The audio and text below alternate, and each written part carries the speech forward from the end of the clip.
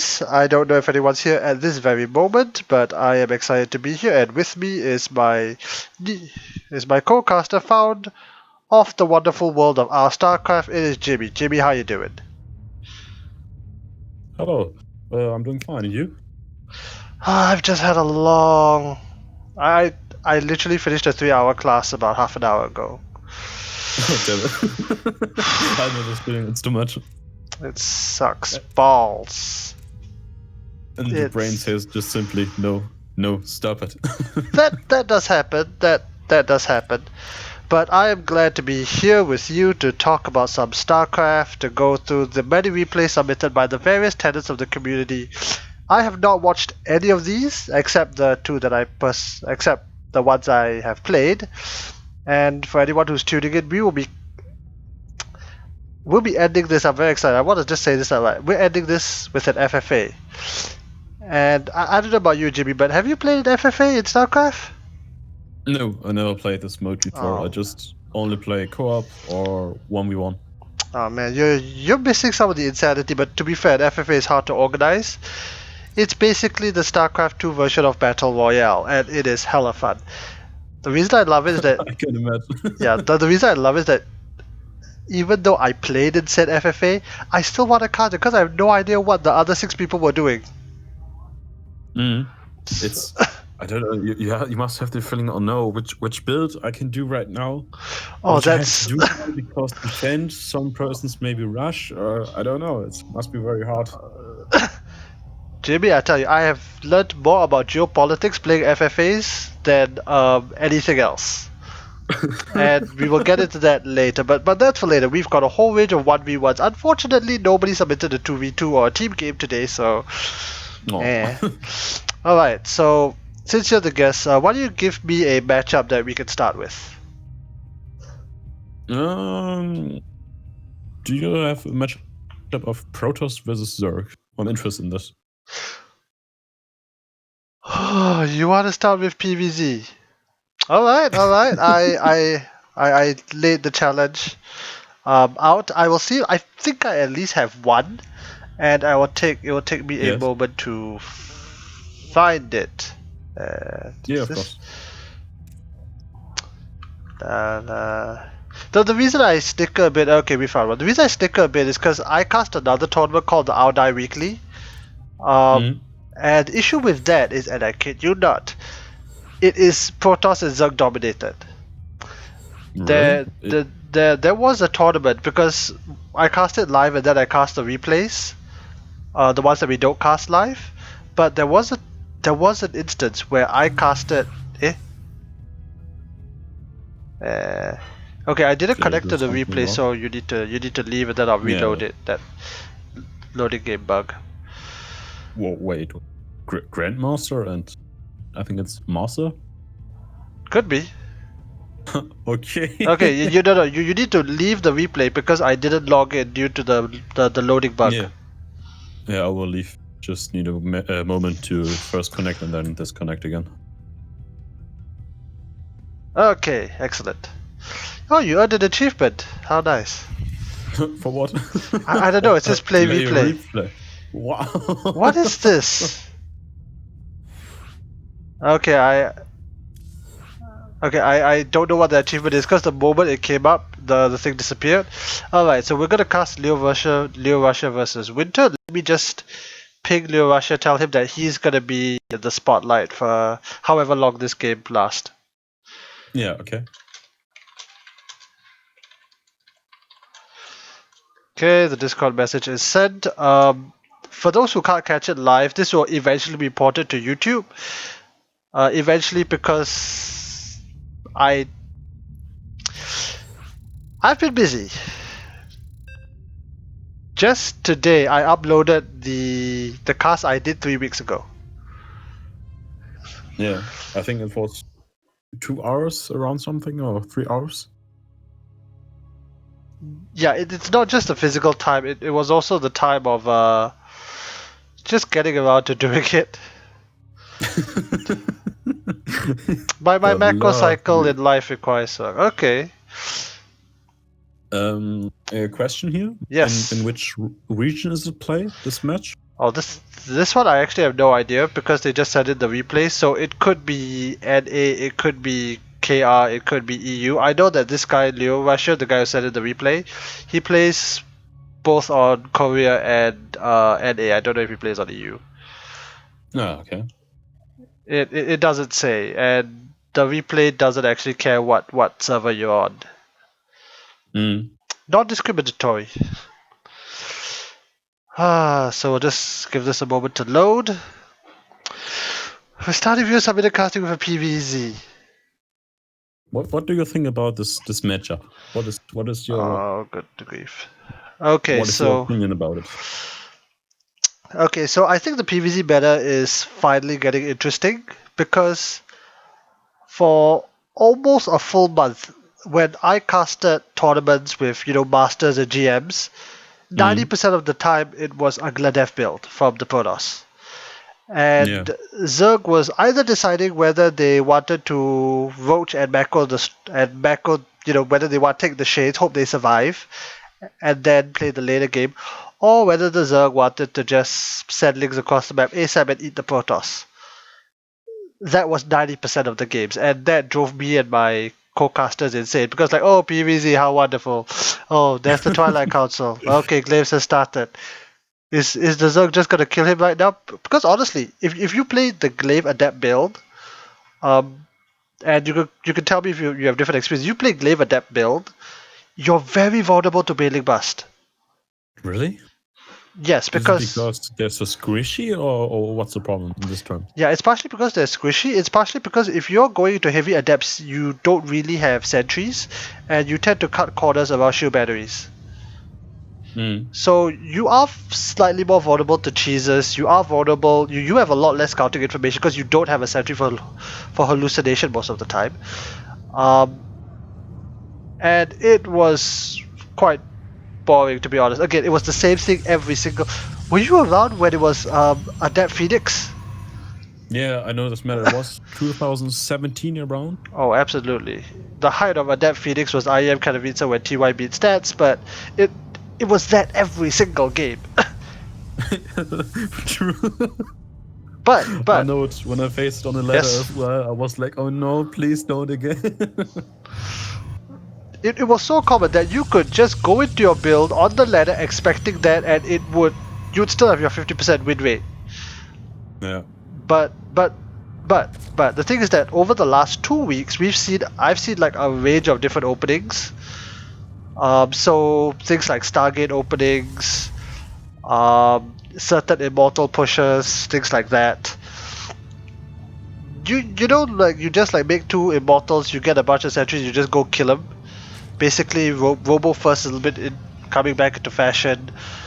So I'm a bit happy to see that. So let me introduce the players. In the bottom of Ice and Chrome, the skin that he has matches the aesthetic of the map. He is Alpha X's LeoRusher.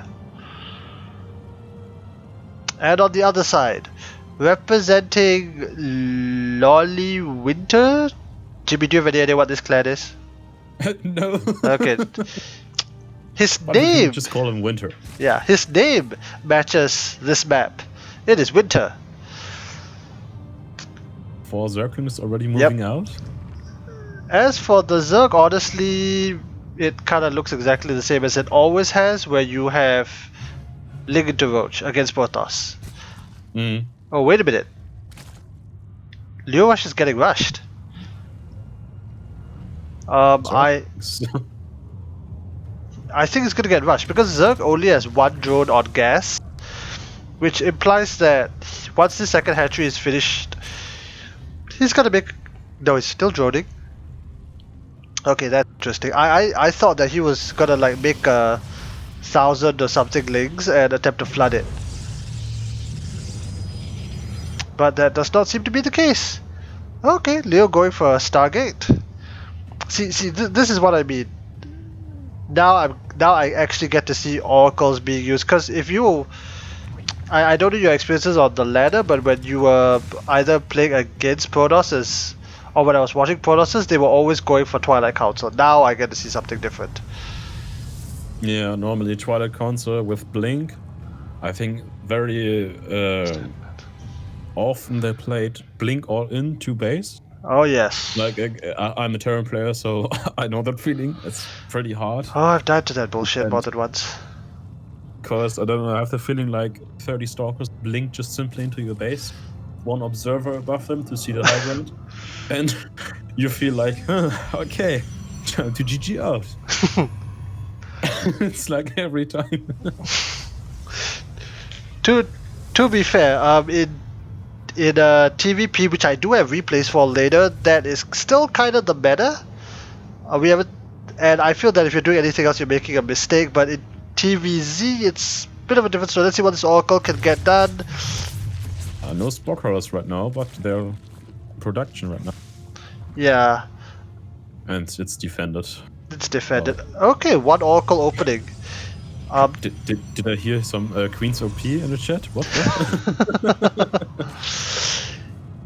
you know, just a few months ago, they were quantifiably OP'd and they were nerfed.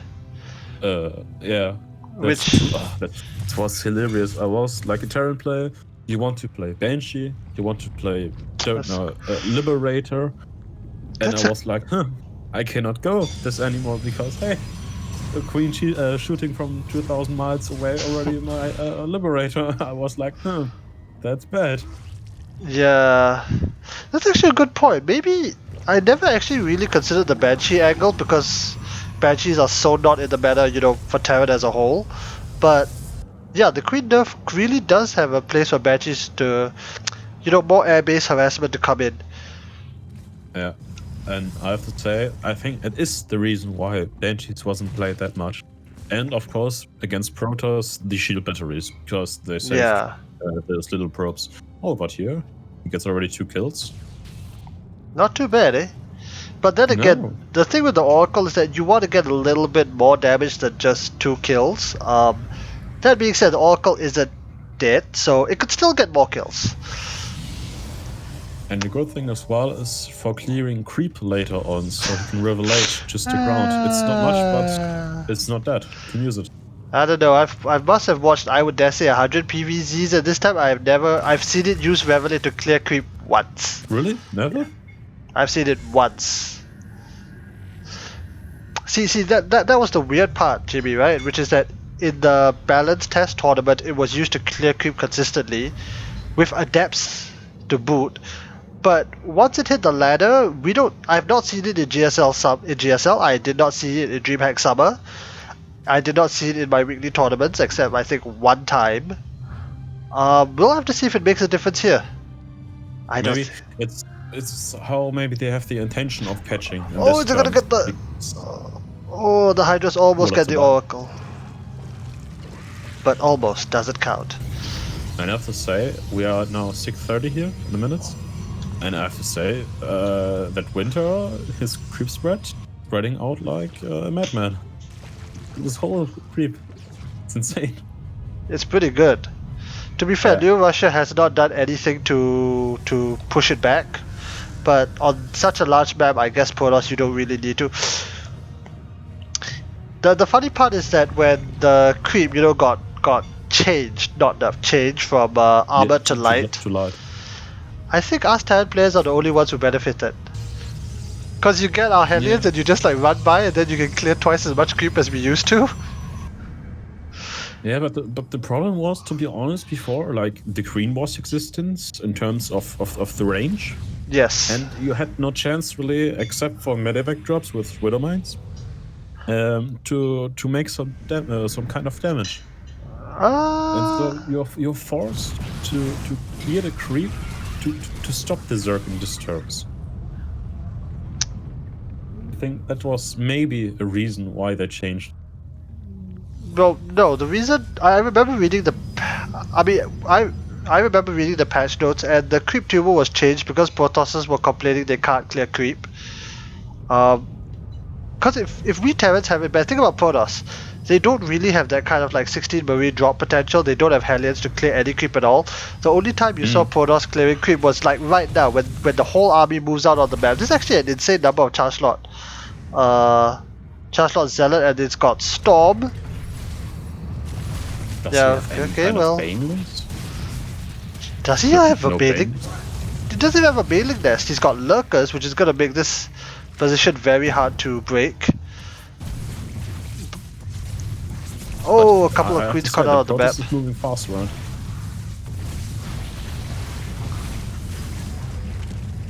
But I don't think the Protoss can break this position. He's gonna try. Leo, I don't know if you want to do this. Storm's coming down. Does he have too much? Yeah, too many lurkers, I think. This is gonna be a costly fight. That's But very expensive for the Protoss here. Ooh, the final storm is good. See, here's the thing, like, LeoRusher's Protoss, he should know not to step within tank range or lurker range, you know? I don't know, maybe what was the mistake right now is the observer out. Maybe he didn't knew about the lurkers before. Oh yeah, that's a possibility. He has one observer. Where is? Oh, it's flying across the map. Okay, he cannot break. He's just coming over right now. He's making 2 more. Yeah, he's what also do you making. think in this, Yes, go ahead. In this terms of Colossus here, what do you think about it? That's a tough one. I asked my Protoss mentor, how do I deal with lurkers, and his answer was, you macro up and you get carriers. Okay, nice. I mean, that kind of works. Okay, he looks like he might be able to break this. Nope. How many workers have actually gone down for Zerg? 11. Okay, not too bad. He might be able to break this position. It's still a very costly fight. Zerg is floating so many minerals and so much gas. Winter needs to bring more lurkers now. Okay, he's actually doing it. I don't know about Colossus. I don't know. Don't lurkers outrange Colossus once they have the upgrade? I don't know, but I was just thinking, Zerglings are light unit. Hydralisks are as well light. So they will deal bonus damage and maybe outrange the lurkers. Nice pickup. I don't know, the range, is it? What is the range of a lurker with the upgrade? That is the question, because the Colossus range jumps from 7 to 9. I think the Zerg's just kind of dead though, because he's used up his entire bag. He's so far down in workers. And if you watch the production as well, 2 queens, 3 lurkers only, and 3 hydralisks. With some Zerglings, I think it's just still not enough. Yeah, furthermore, the thing about Zerg is that when they remax, they need a pointer to gather their forces. If they don't, they're just gonna die. Yep, GG is called. LeoRusher takes the game.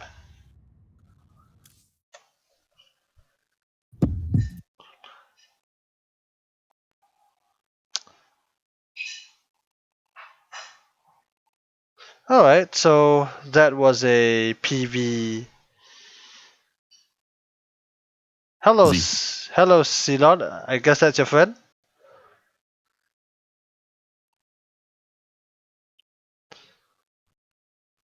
Alright, so that was a PVZ. What do you want next?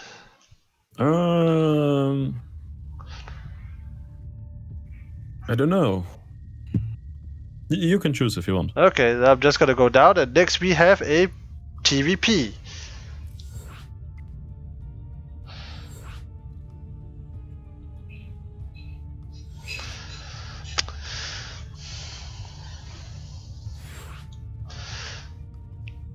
I kind of felt like in that last match, the Zerg Winter didn't really do enough to Protoss. Because this is not the matter of 2019. Because in 2019, Zerg could just sit back and literally do whatever he wanted. Reach Broodlord Infestor and win. I wanted to say Infestor Broodlords. Oh, damn it. Not again, please. Not again. Yes, but that was the 2019 meta, and but now in 2020, you know, things have changed. The world has had a crazy balance update, which nobody could have predicted. You can't just do that anymore. Like Zerg, if you look at the top Zergs, Raider, Serral, Elazer, they always do what they can to harass the Protoss, run bys, bailing drops. Yeah, that's very interesting then, change of this. I have to say, there was, in the replay right now, we had a time where the Protoss attacked the Zerg. I think it was his 4th base around. Mm-hmm. Some Zerglings were at the enemy's base, but didn't run them to the worker line. He just simply killed one pylon and run away again. Huh. And I think he could done so much more damage with, I think it was six Zerglings around. Yeah. Done so much more damage, or the potential of doing it.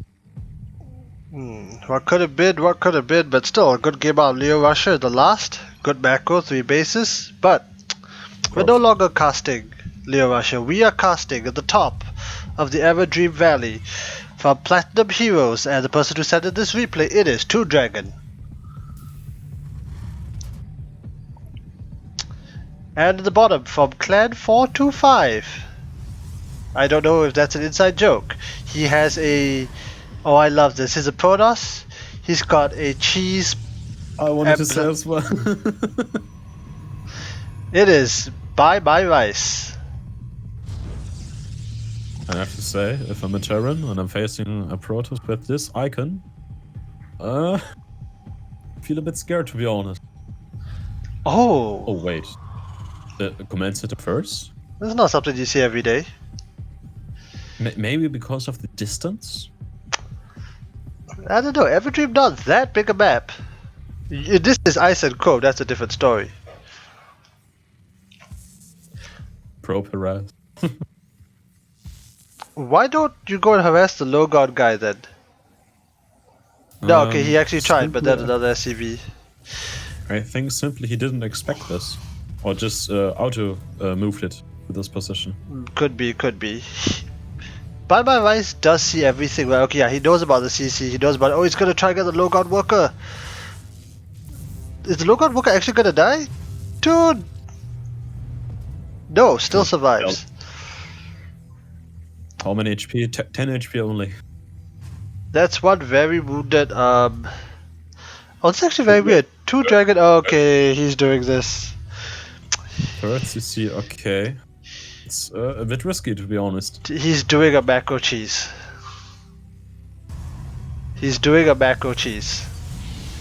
This is the opposite.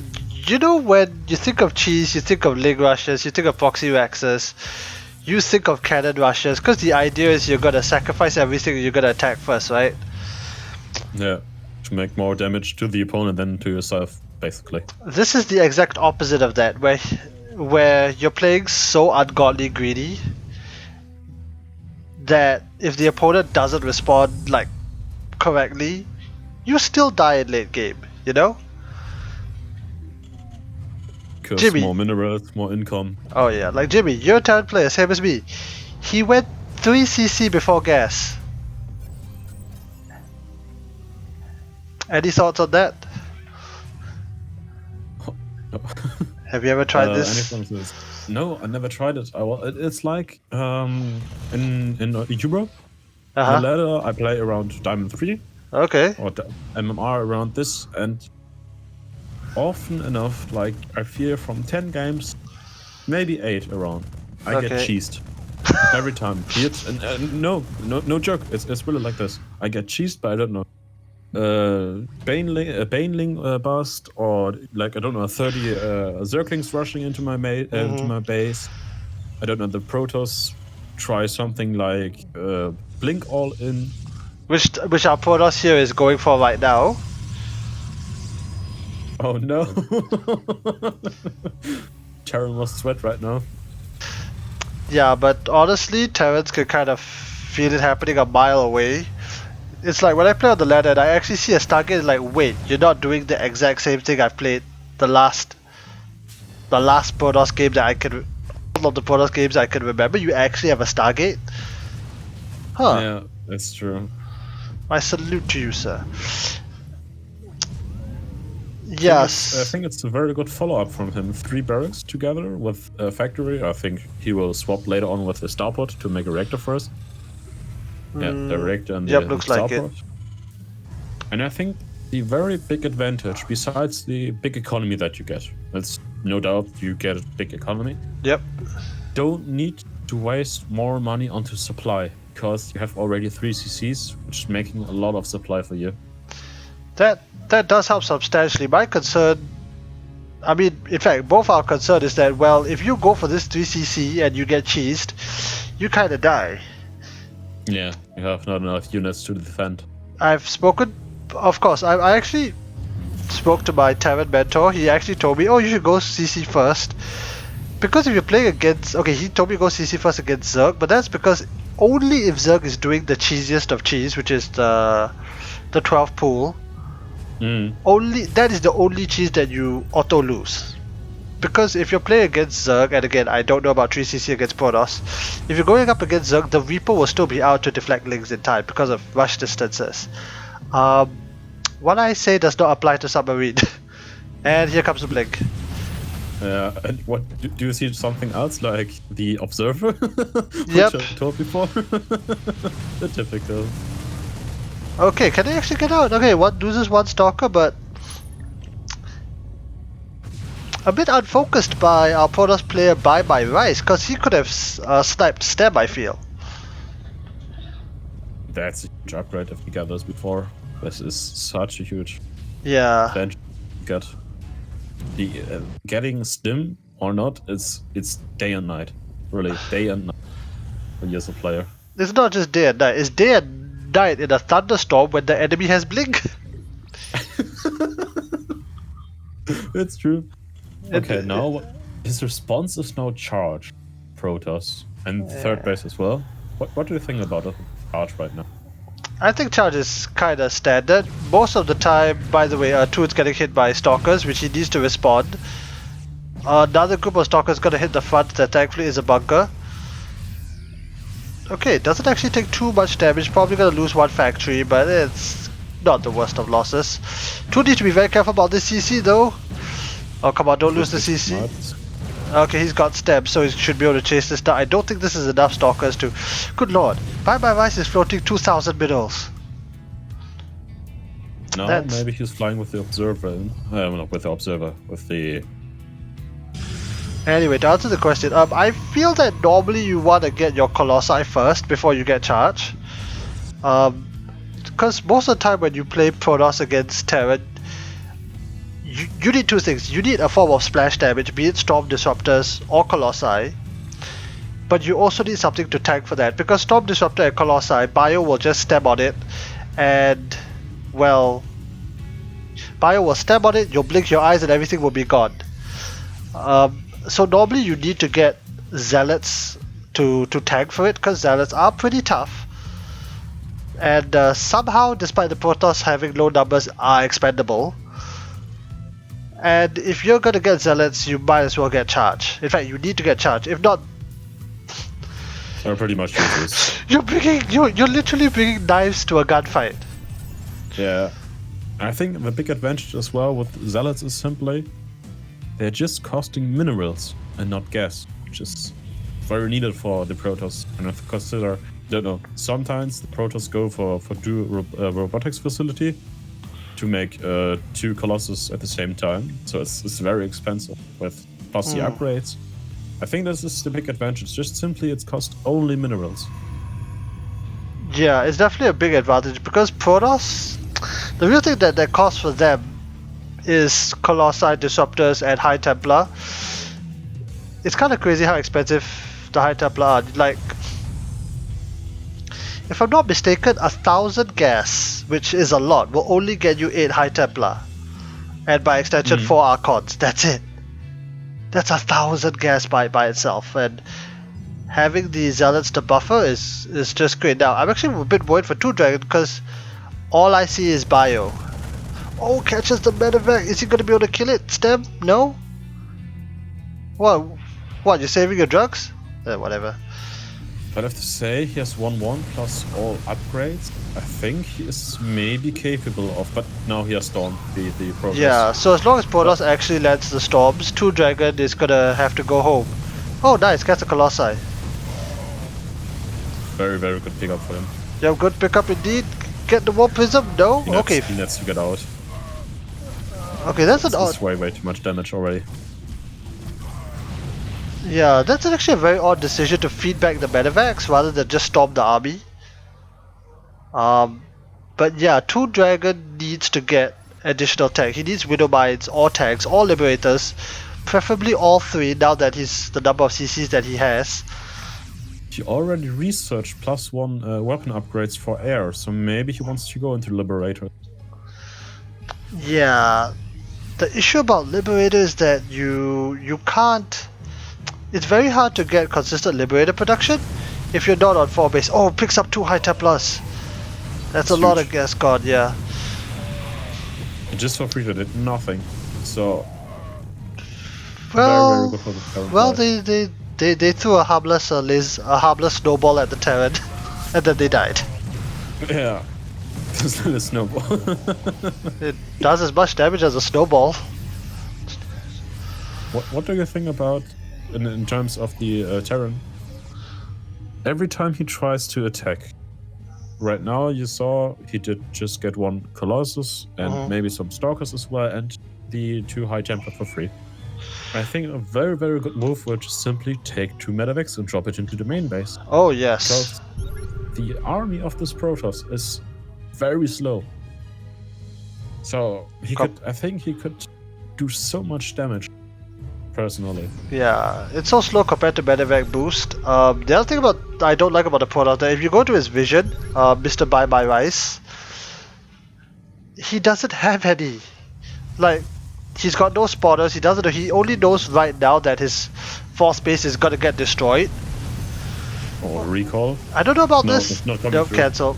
Oh, ToonDragon should actually have stayed and killed all the probes, but decides to get out. That's already a good catch for ToonDragon. To be fair, ToonDragon's vision is equally in the dark. No Marines, no sensor towers right now. Yeah, the sensor tower would be a huge help right now.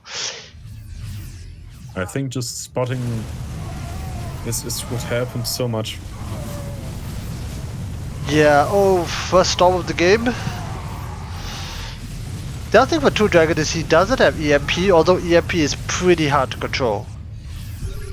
I know it's hard, but through the upgrade, I have to say it's much easier. Yeah, but with the enhanced shockwave.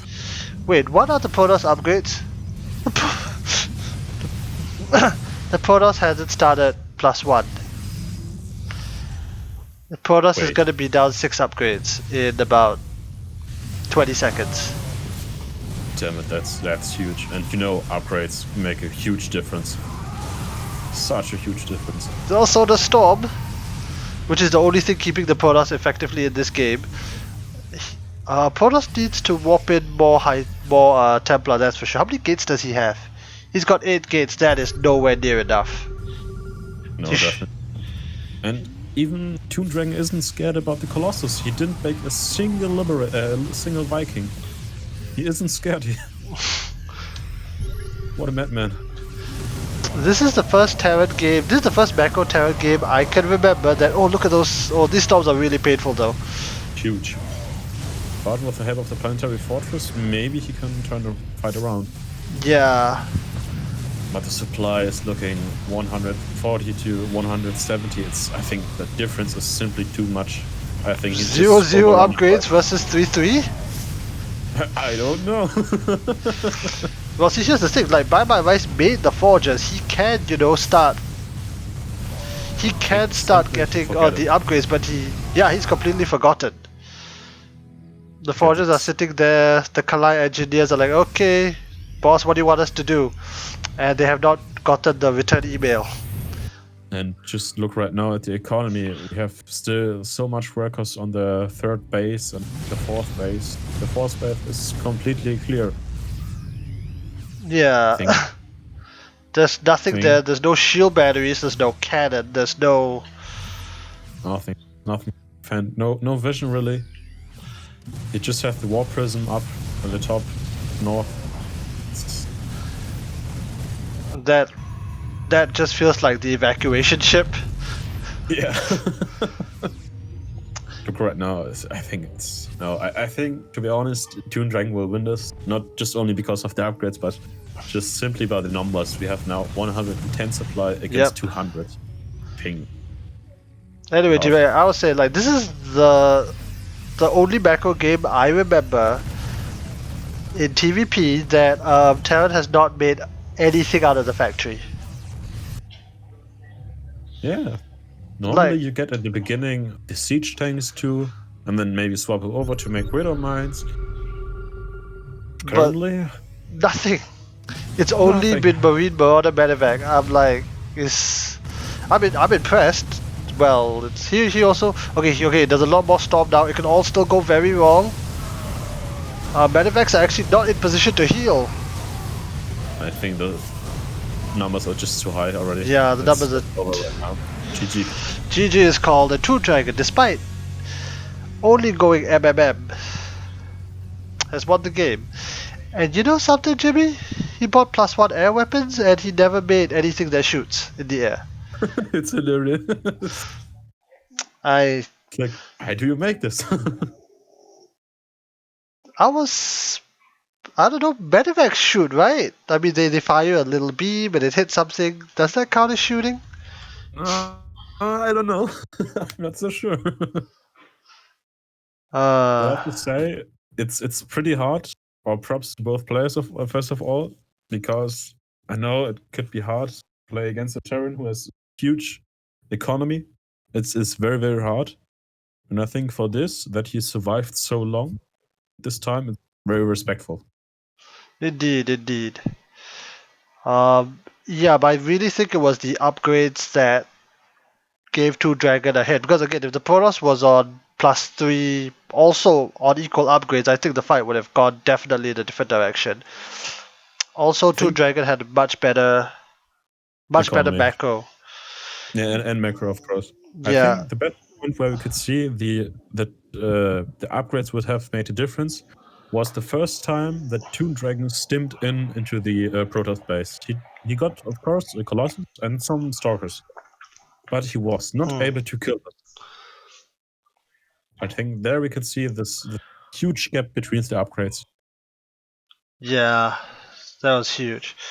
Okay, so I'm going to read Twitch chat a little bit before we jump into the next game. Hello, Twitch chat Grandmaster. Awesome name. Thanks for joining us. I apologize if the stream is a bit delayed. My computer is a bit old. And yes, this is a German and an Asian guy casting. You're right, Twitch chat Grandmaster. The Proto started 2 forges at about 11 minutes, but never made anything from them. It was there for show. It looks nice to the Protoss base, but it doesn't win you any MMR, unfortunately. Okay, let me just... But I think everyone did this already with forgetting their upgrades. I know it too good.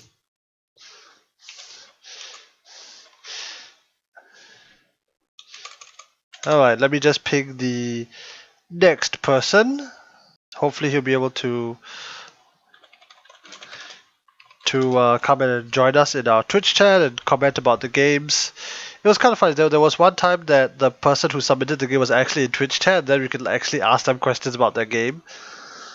Ah, okay. That's nice too, to get some info. That's nice.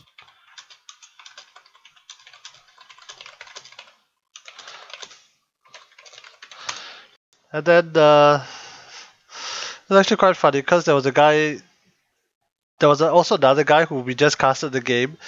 The Protoss player who submitted the replay lost 20 probes in a drop, and then proceeded to win the game. And then he was still saying that, oh, this is terrible, this is bad, this should have happened. Yes, as a Protoss, you're not supposed to lose that many probes. It's very, very hard to come back later again. It's very hard. And respect for this, that he was able to do it. It's really hard. Indeed. Alright, so now I'm just gonna go down the list. The next we have is a TVZ.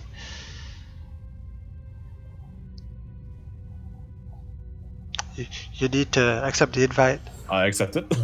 It's Sorry, just the person in the chat asked what's the name of the German guy, so I tried to answer it. Yes, it is Jymmy. Thanks for coming on, by the way. Oh, is it platinum, right? Yep. So we're getting a range of games, because again, these are viewers submitted replays. Some, as you saw, are masters, some are on the other end of the spectrum. Platinum. Yeah. I don't know what's the lowest MMR, because some people just like submit games. I'm like, okay, I'll cast it. But I have to say, I like those low, I call it now low level replays, I would say, okay? Nothing against them, of course. But to see, I think you cannot say at a person, he is good, just simply saying he is good, he is bad, or something like this. I think they have in every kind some pros and cons, or advantages or disadvantages, like their scouting, how they're managing to make workers, macro and micro.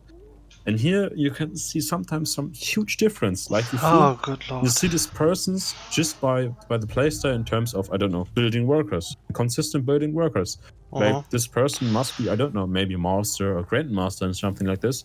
But he makes, I don't know, another point, a very huge difference and mistakes. I mean, if you never get any upgrades and you're a Protoss, and even if you have Storm and Colossus, Bio will just kill you if you forget your upgrades.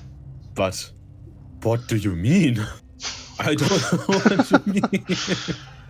To be perfectly fair, I didn't know what that meant until the last game. I didn't know that was possible. I mean, look, we're both talent players. Me and you have played a lot of games, but we have not seen any of that. No, definitely not. Alright. Okay, but let me introduce. Yeah, let me introduce the players. In the bottom of Pillars of Gold, the person who sent in this replay and a real life friend of mine, it is AlmostNoodles.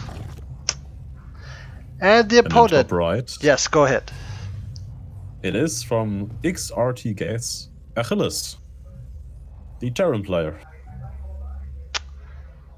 Hopefully he doesn't take a arrow to the knee or tendon, or Zergling to the main, or Baneling drop to the middle line.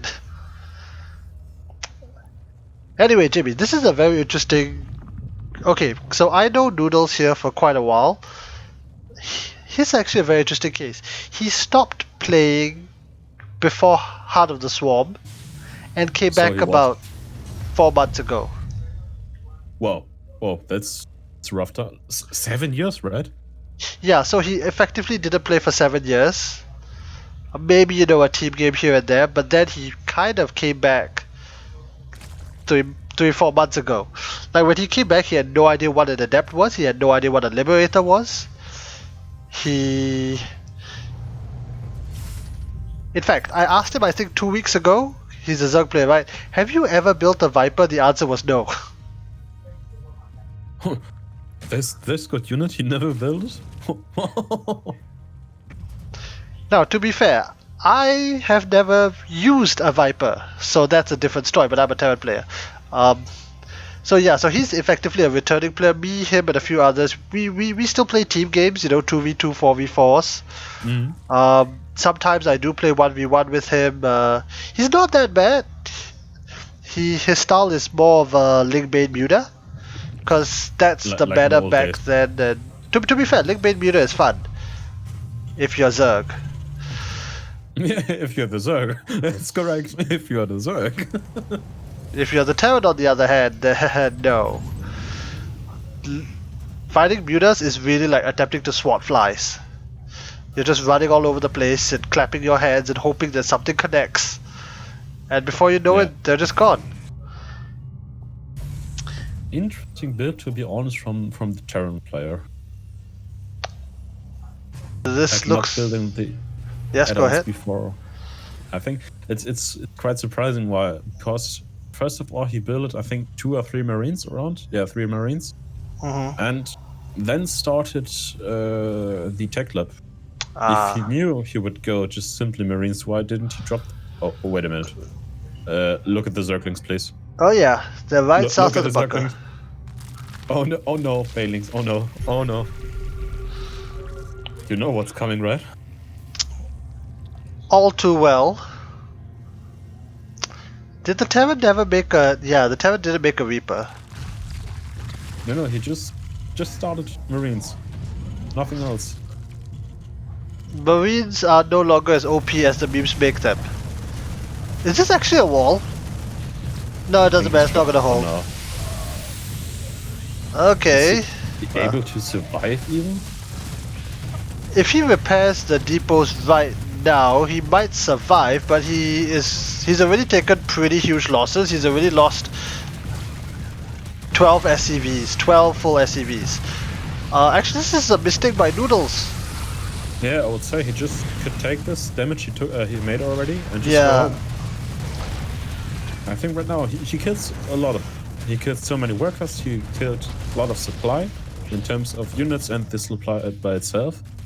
Oh, But I this is think a mistake. now The links he's are not going into overstaying. the main. I think he's now overstaying. No, Welcome. Achillies. He made another mistake. Did you notice the two Marines on the ramp? They were firing at the destructible locks. Yeah, I saw it. And now he has just one Marine left. That's pretty hard. Yeah, I think he'll hold. The problem is that he's taken so much economic damage that he's going to be hamstrung. That being said, and this is the weird part about Zerg rushes, notice that the Zerg is on equal worker count almost. Yeah, I saw it as well. Oh, this is a mistake. You should not be making your bailing so far forward. Oh, especially when you see there's a siege tank shooting Yeah. at your unit. Because right now 2 banelings will get killed. It's too much. I think he just should go home and macro up and take as much economy as he can get, and then make maybe a good timing push. Yeah, I think he's definitely overstaying his welcome a little bit, because siege tanks are out. If the Terran made bunkers behind this, does like the full wall, Noodles would eventually fall behind despite doing so much economic damage. The other problem for Achilles is that he should just fly his CC back into his main and start making workers again. Because problem is his mineral line is now getting filled up again. No. I think that's a mistake. He needs. Look, he's got the CC right there. He can see the banelings, right? He's not blind. Yeah.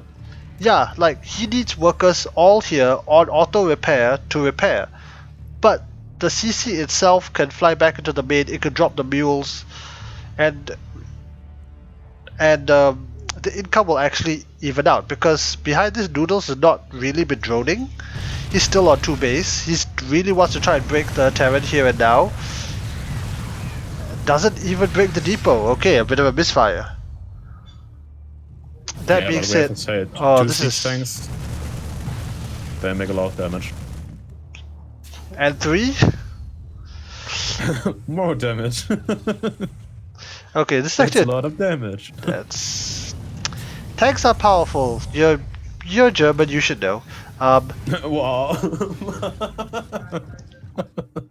But what do you want to say with this? I don't. Hey, my country bought your tanks, so. Okay, it's fair. Yes, we did. I checked. This is actually very painful. Achilles was supply blocked for quite a while. Okay, Noodles is doing what I said he'd do. Do you see that production tab? Yeah, fire, droning up, and a 3rd base. Yep. It's more the Spire. Noodles plays this slightly more aggressive style. Normally you don't see a Zerg on such a low worker count, but this is what he likes to do. Makes him happy. I think in his mind, maybe he saw he had so much workers, so much supply in terms of army. I think he could do the killing blow. I think that was the reason why he didn't drone up anymore. Yeah, and honestly, if he made a few mistakes, I think he could have landed the killing blow. Like, you know, if the Balix had target fired the depot, if he had pulled back, because he lost a few Balings on the ramp, more than once. Yeah, that's correct. There was also another moment where the Lings attacked the supply depots at the front rather than rushing into the main, and that allowed Achilles to rebuild his wall, shore up his defenses, and as a result, I don't think Zerg could just break him anymore. That being said, when the mutas come out, if the mutas come out, are there any mutas? Not right now. If the mutas come out, he's going to be in a lot of trouble. Yeah, that's correct. Because I think the problem here as well, he built up some engineering base, but he didn't make any missile turret. Not a single one. Yeah, and he spotted it already because he scanned his main. Oh yeah, So, that's an oversight. At the higher levels, we call this kind of oversight GG.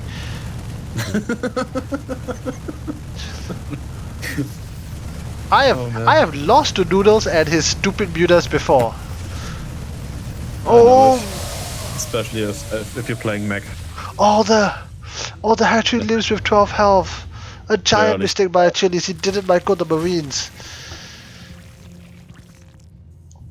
By the way, I have a story while this game continues a little bit. You know, I played against Noodles when he came back. He actually beat me using mutas.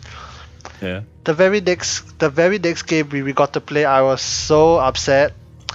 I went one base BC. I went for the Battlecruiser build. Yeah. Oh damn. And here's the thing: he had not really played since 2011, 2012. He was like, "What the fish is this? Like, how BCs can fly and shoot?" It's like, oh my god. Yeah, it was. I think 2 years ago they upgraded them. Correct. It was at the end of 2019. No, it was at the end of 2018 when they changed it. 18, right. But he had not played since then. But I have to say, here for AlmostNoodles, his worker situation, like how many workers he had at the line, is pretty good for me personally. 10, 15. I mean, as a Zerg, you generally want to be higher though, right? This is not cell economy.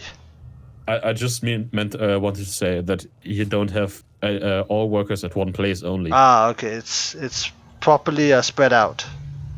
And I have to say, really, really good from him, I think. The vision that you get already with all the overlords and some links around. Yeah, it's not too bad. I think one thing he needs to work on is his creep spread. I mean, look, consider the creep spread of AlmostNoodles and think about the creep spread we saw in Game 1 now. The guy in Game 1 is Grandmaster. Half the map already. Yeah, but that's what we try to do, right? Like, even as talent players, we try to play like Maru. We're not going to be there, but we try. Yeah, we try to improve. Yep, and Achilles has lost his strike force. Again. In its totality. Medics are dead. Missile tower's coming up, but this is way too late. There's nothing here at the base. The tanks are out of position. Okay, Achilles is gonna lose another mineral line. I think the problem is why he didn't lift it. I think the problem for Achilles is that he don't have so much vision around it. He has no single Marines anywhere standing to see any kind of run-bys. Or no sensor tower again like the game before. Yeah. Oh, this is actually very interesting. Wait. He swapped to mech. Yeah, he actually got stabbed and now he's going into mech. Wait. This could be the biggest bait ever. Yeah, that's a good question. Does Noodles know about this? He has no idea. He just saw 2 medevac drops. Siege tanks with Marines. I don't know it. Yeah, here's the thing, like, Achilles is still using Marines. Well, he's making a Marine, but he's making Marines. He's buying smart servos? I think he wants to go mech. Wait, this is crazy. This is absolutely insane. And there's no way that Noodles knows or even suspects about it, because I think only TY ever did a bio to mech transition and still win the game. And that's TY. I wanted to say, and this is TY, that's correct. That's such a huge good player. Now the Widowmine maybe? Oh no, no, it doesn't. Unfortunately. Oh, there's just not enough anti-air here. I think GG, to be honest. Yeah, GG is called. Noodles takes the game. This is why you don't, do the mech transition. It's no half measures. I think you can do it, but you need to do damage in the early game already. With I mean, you invested so much making Stim, making Marines, the 2 extra medevacs. I think you have to do some more damage with it to be cost efficient. Yeah, definitely. Simon, hello, good morning to you. Did you ever end up casting the replay I sent? I'll need to check. When did you send the replay? And how did you send the replay? Because I've gotten a lot of replays from a lot of people, so I may not have casted yours yet, or I may have. Also, it depends what your in-game name is. You know, Jimmy, like some people... I've got a friend, he's got 4 different names. Okay. He's got his Discord name, he's got his Reddit name. In-game, he's got 2 separate names. Like, why? I don't know. I don't know. But I have to say, the good thing about my name is that nobody really uses it because I have double Y in it. So it's pretty good for me, to be honest, because getting a nickname nowadays in the internet, in terms of or maybe Reddit or any kind of games, is pretty hard sometimes. Yeah. I'm just gonna look through and see whether I have anyone called Simon. Oh, yes. Oh no, but If you want, you can cast it as well. oh no, I can't because it's on the old patch. Ah. Yeah, so if it's cast on the old patch, then yeah, I'm sorry, Simon. I just saw yours. It's here. It's on the screen. It's on the old patch. Hey, if you got another replay now, I'll cast it before the night is out. But again, you see it on the screen. It says old, and I don't think we could cast it, and we can't cast it with others. So I'm sorry, man. Oh, hi Claire. Thanks for coming down. Yeah. And I also don't know when this game was played because if like oh my gosh, Jimmy, you know when Blizzard did that mini patch, right after the last patch, it screwed over all the replays during that time. Yeah, you needed to log out and log in again. Do you mean this? No. There were a series of Blizzard did a patch at the beginning of June, if I remember correctly. Then at the end of June, they did a mini patch to fix like one of the maps that had a bug. Yeah. The mini patch was 1 week later. Any games played between the main patch and the mini patch, you cannot watch at all. Damn. Yeah, several tournament organizers, myself included, were screwed over because of it. Because we were planning to like cast for replay, and then suddenly, okay, it's gone. And you think like, thank you. Blizzard! Yep, so... I don't know if I was watching in this time replays, I don't know. I want to see Plant Guy worker... Twitch chat Grandmaster says he wants to see a Plant Guy producing workers like a GM. If a Plant Guy was producing workers like a GM, he'd at least be in Masters. Yeah, of course I don't make some mistakes here and there, but I think overall, yes, as well. Yeah. Like, hell, if he was produced as well is like if you go in game and play and you think, yeah, I did enough workers, and then later on watch the replay and you see like, oh, 20 seconds I didn't make any kind of workers. Here against I didn't make workers. I don't know, in game you feel like you did everything right and you think like, why can I not win? But after all, I think not so many persons watch the replay, to be honest. Well, given that you got an achievement for watching replays. first time, of course. but you're here on the NA side of the world. Yeah. Okay. Well, I gotta decide what you want to watch next. Again, Simon, I'm sorry. If you have any other replays, you send it in to me now, I'll cast it. I'll prioritize yours. I'm sorry about that. Apart from that, we also have Clare in the chat, who also sent in a few replays. Since he's here, I think he deserves to have his games casted next. There's a TVZ and I think a TVP. I'll let you decide, Jimmy, to be unbiased. Which one do you want to watch? I want to see the Protoss game because we saw already the Zerg last game. Okay, sure. Ironically, I actually just looked through it. I don't have any TVTs except the one I played, so we're probably going to watch that later, but on to the TVP. By the way, Claire, if you're if you're in the chat, and hopefully you still are, do you happen to know which server this was played on?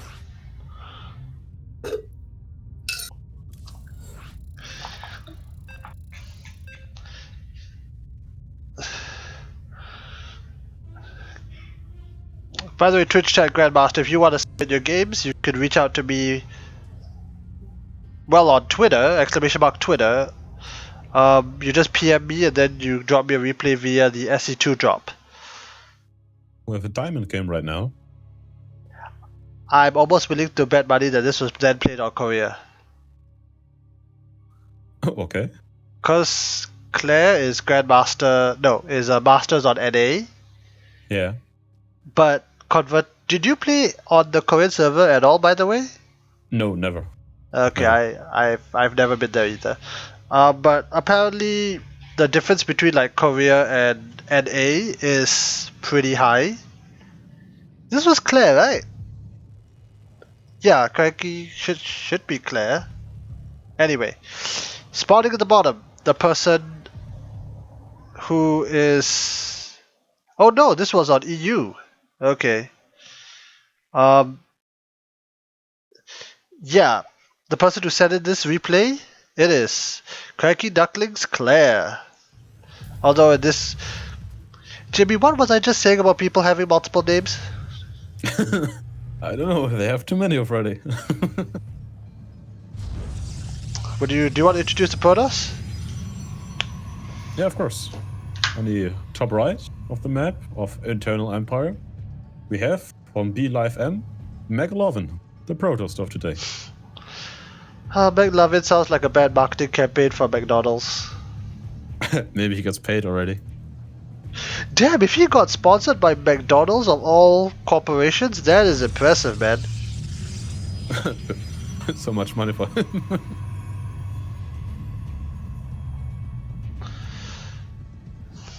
To be fair, like, if McDonald's just gave me one free cheeseburger, I would immediately declare, I would have the McDonald's logo on this stream.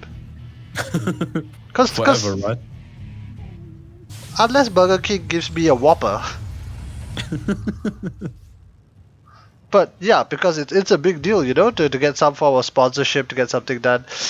Now, I'm just going to call him Claire because I'm fairly certain that's what his name actually is. Claire does something very peculiar for Terrans. Can you guess what it is? Did I smell here some cheese or? No. Guess again. Don't know. I don't know, to be honest. Go and see his vision. Wait.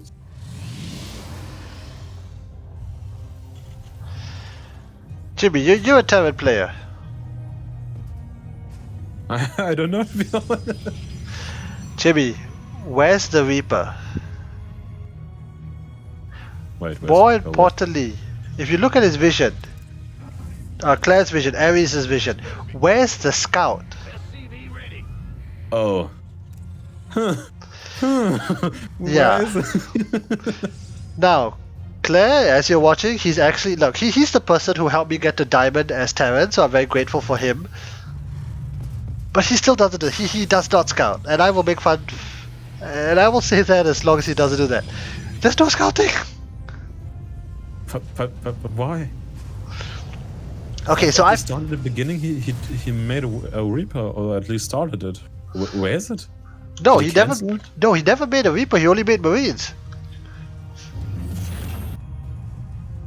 And never SCV scouted as well. Go if you press like 2 on my, well, I press 2. I can see his vision. Yeah, I see it. It's blank for all intents and purposes.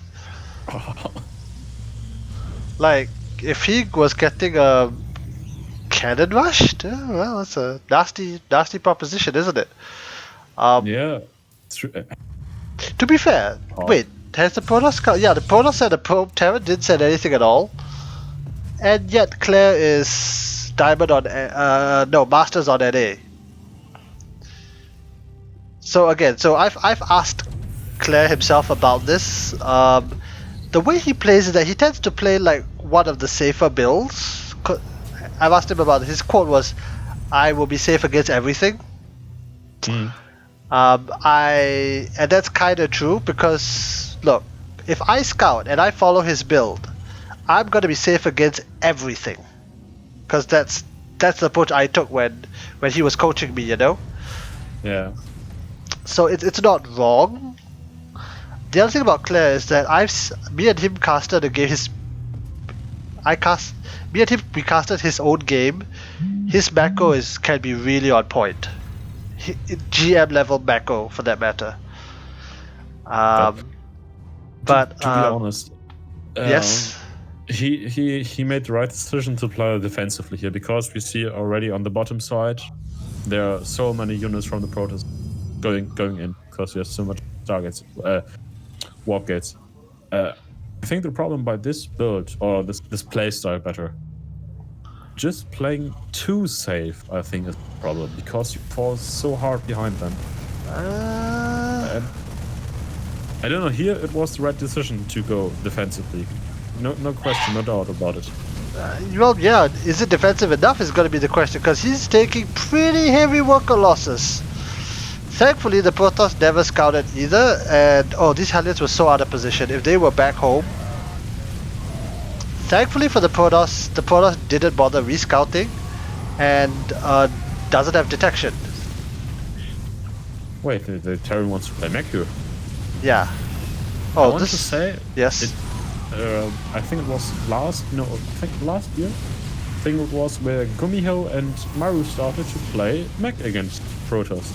That happened, and yes. Afterwards, every time, not every time, but more and more on, Terrans started to play mech.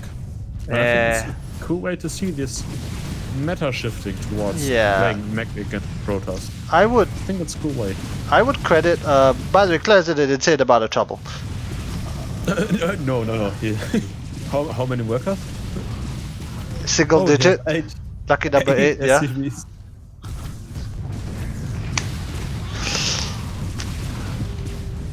5, 4, 3, 2. No. The other 2. Oh, the other. Okay, it's holding steady at 4.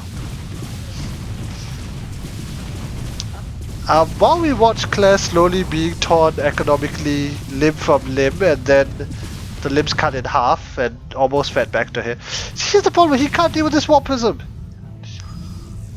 Now the Cyclone comes out. Why not be? Will he actually get it? I don't think so, right? No, it doesn't even get it. Oh, out. I cannot believe it. He did such a huge damage right now. Yeah. He just could do the same again. Just take more forces and just overrun him. I think it's pretty much over. We'll have to see. We'll have to see what these Banshees can get done, but they are wait a minute.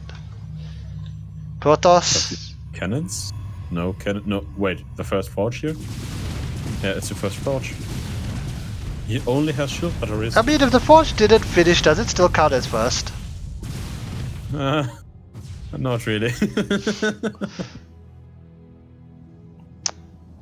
I think it would make such a huge difference if he just had one observer or cannons already set up before. He does have one observer, to be fair. 2 more forges going down, so Protoss gonna try to redo. And behind that, it looks like Claire's gonna commit to mech, which is maybe the only advantage, because if you're playing mech, you don't need as many SCVs as you normally would bio. Yeah, that's true, but I think, to be honest, this has 17 workers right now only on 2 bases. It's pretty hard. Yep. Third base came not up, but this still is the it. target is mining. It's quite late. But oh no, he gets the Nexus. Cancel. But yeah, of course. Cancel. That's interesting. He's actually going to Hyperflight Rotors. Yeah, he's committing truly to mech. I have to say, it's such a fun playstyle to play with those speed Banshees. They're just flying in, letting all the workers die, and then just fly out. invisible. It's such funny playstyle. I've only done it once, and it was against Noodles, who thankfully didn't just know, all. right? Yeah, because honestly, if Noodles just like got sick of my shit and all in me, I would have died, but he didn't. It's a risky playstyle because, I mean, what's stopping McLoving right now to just whopping in another bunch of zealots and stalkers and pushing and killing Clare? The banshees aren't gonna help you. No, they're just like you need to do some kind of damage and try to let them live so they don't die. Yeah. I think that's he must do it right now. He The must make some economical damage, I think. The other thing is actually, see, okay, so this is what I'm talking about. Clare's back row.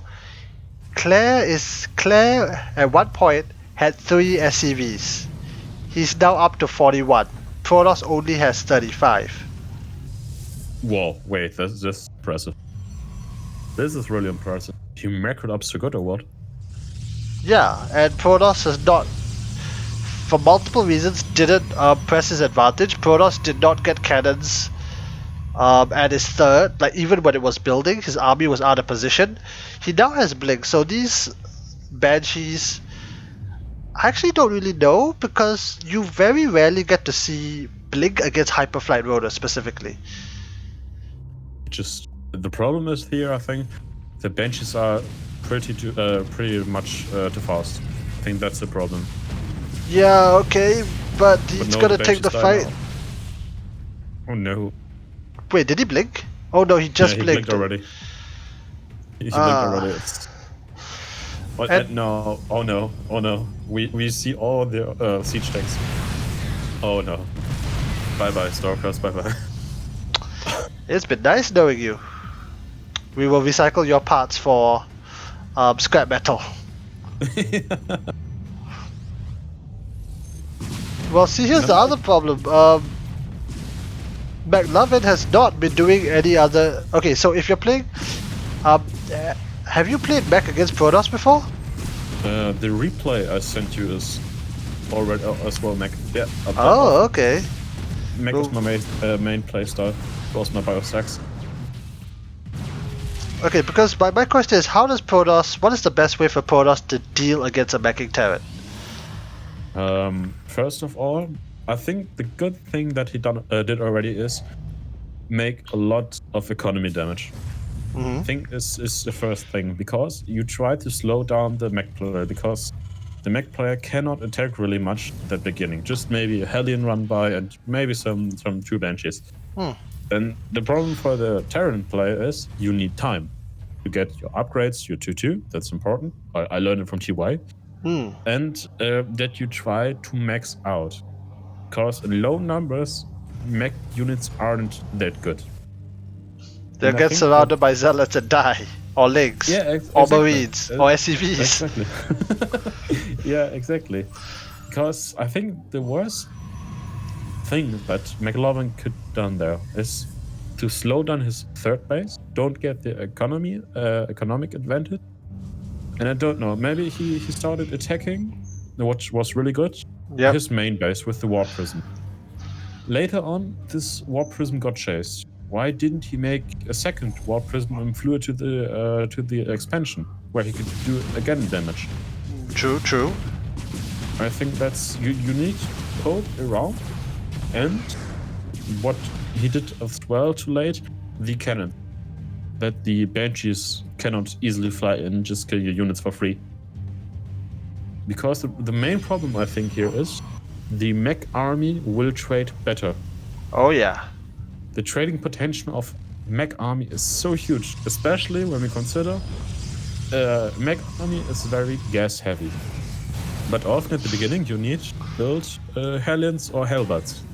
So you trade out minerals for gas. And I think this is the biggest problem that McLovin did here. His defense and his economy bring it up. I think this was the biggest problem. Overall, all the other things like big timing or big attack at the beginning was really, really good and took him really the advantage. It's quite... sad to see because again, Clare or Ares was down to 4 SCVs. He's now on 62. So clearly, McLoving was not able to press his did not press his advantage rather. I agree with you. If you're playing against Mech, Protoss, Zerg or Terran, you need to do this kind of multi-pronged harass. Yeah, because like the Protoss army bites as well, the Mech army is very, very slow. You need to teach up your tanks. I don't know. You must borrow your Widow Mines or anything else. I think this advantage he must use. Mech, that he has no stem. It's so slow. No stem, exactly. He cannot run so fast. Of course, they are the Hellions and the Saiko as well. They are pretty fast to make as well good damage. That's a totally different style of mech though. That's battle mech, which Clare is not going for. No, and I think this he could do as well. Because I think the worst part, what we already, which I already told, is the slowness of the mech units. I love it when you have those mobile units with cycling in it. Like you make, I don't know, I think he made now here 16 siege tanks. That's pretty good. It's a high number. And then I don't know, maybe high. 8. That's astronomical. 16 siege tanks is an astronomical number of siege tanks. Yeah, okay. But to be honest, we didn't see any kind of air units. Oh boy. So I think it's pretty good that he made so many siege tanks. There goes the Protoss army.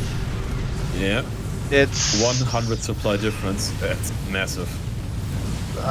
The Protoss army died faster than it takes for a human to blink. True.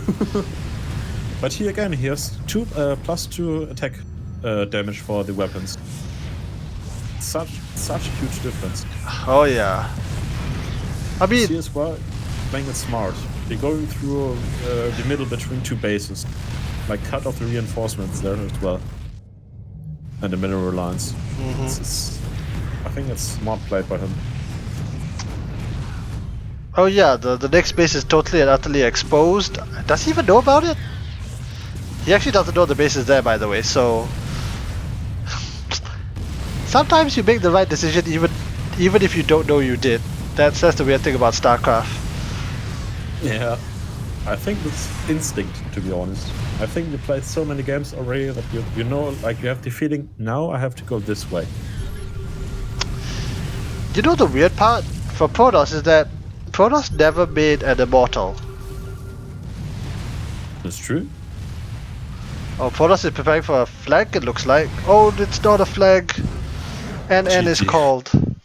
And to be honest, just by the first 5 or 6 minutes, I was thinking, yeah, the Protoss will win, definitely. You said it. You said Clare was dead. It kind of looks like.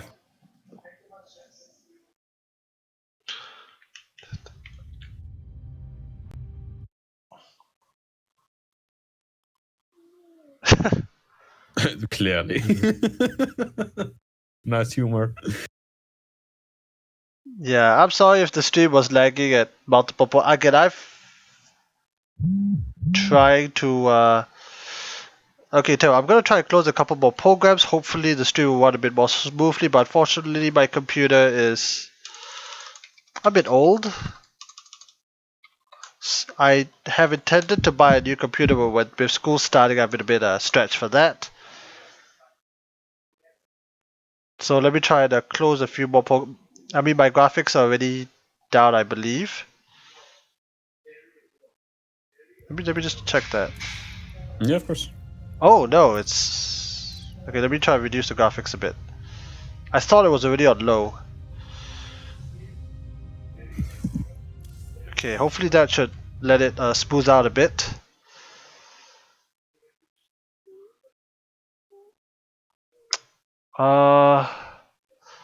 Sent a new one on Reddit. Okay, Simon. Since you're here, I will go and retrieve that. So give us a moment. I will insert a new replay shortly.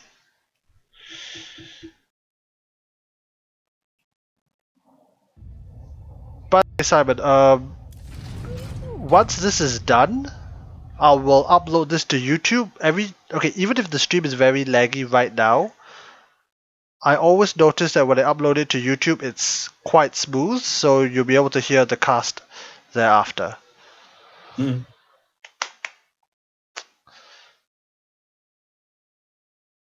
Yeah, but Claire was saying in the chat, kind of jokingly, oh, who needs counting anyway?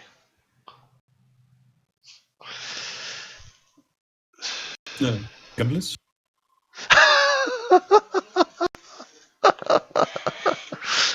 Okay, that's a good one. That's a good one. To be fair, though, to Claire, I have casted tournament games where our good friend Zerg player Nameless link flooded him and he just lost. Ah, that's hard. I know this feeling. Okay, so let me just retrieve the drop from Simon. Alright.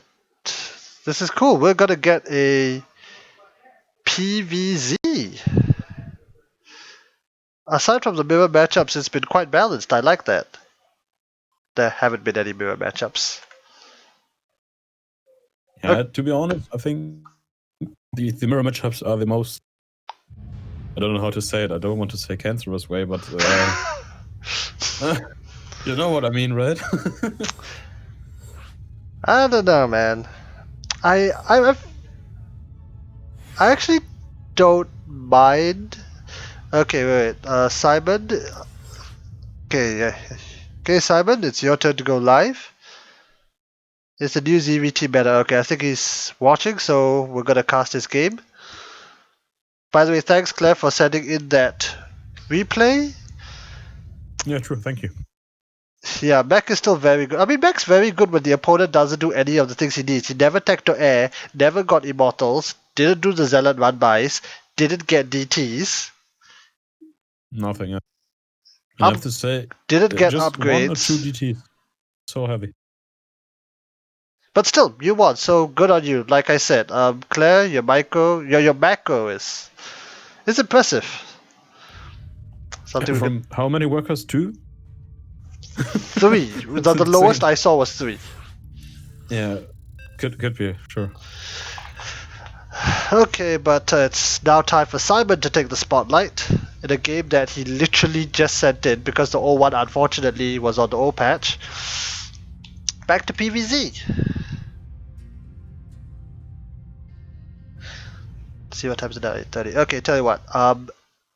Oh, Masters. Shit, Simon's good. Was this on NA? Actually, I don't know if this was on NA or EU. 4-3, I think is NA MMR, but I don't know with certainty.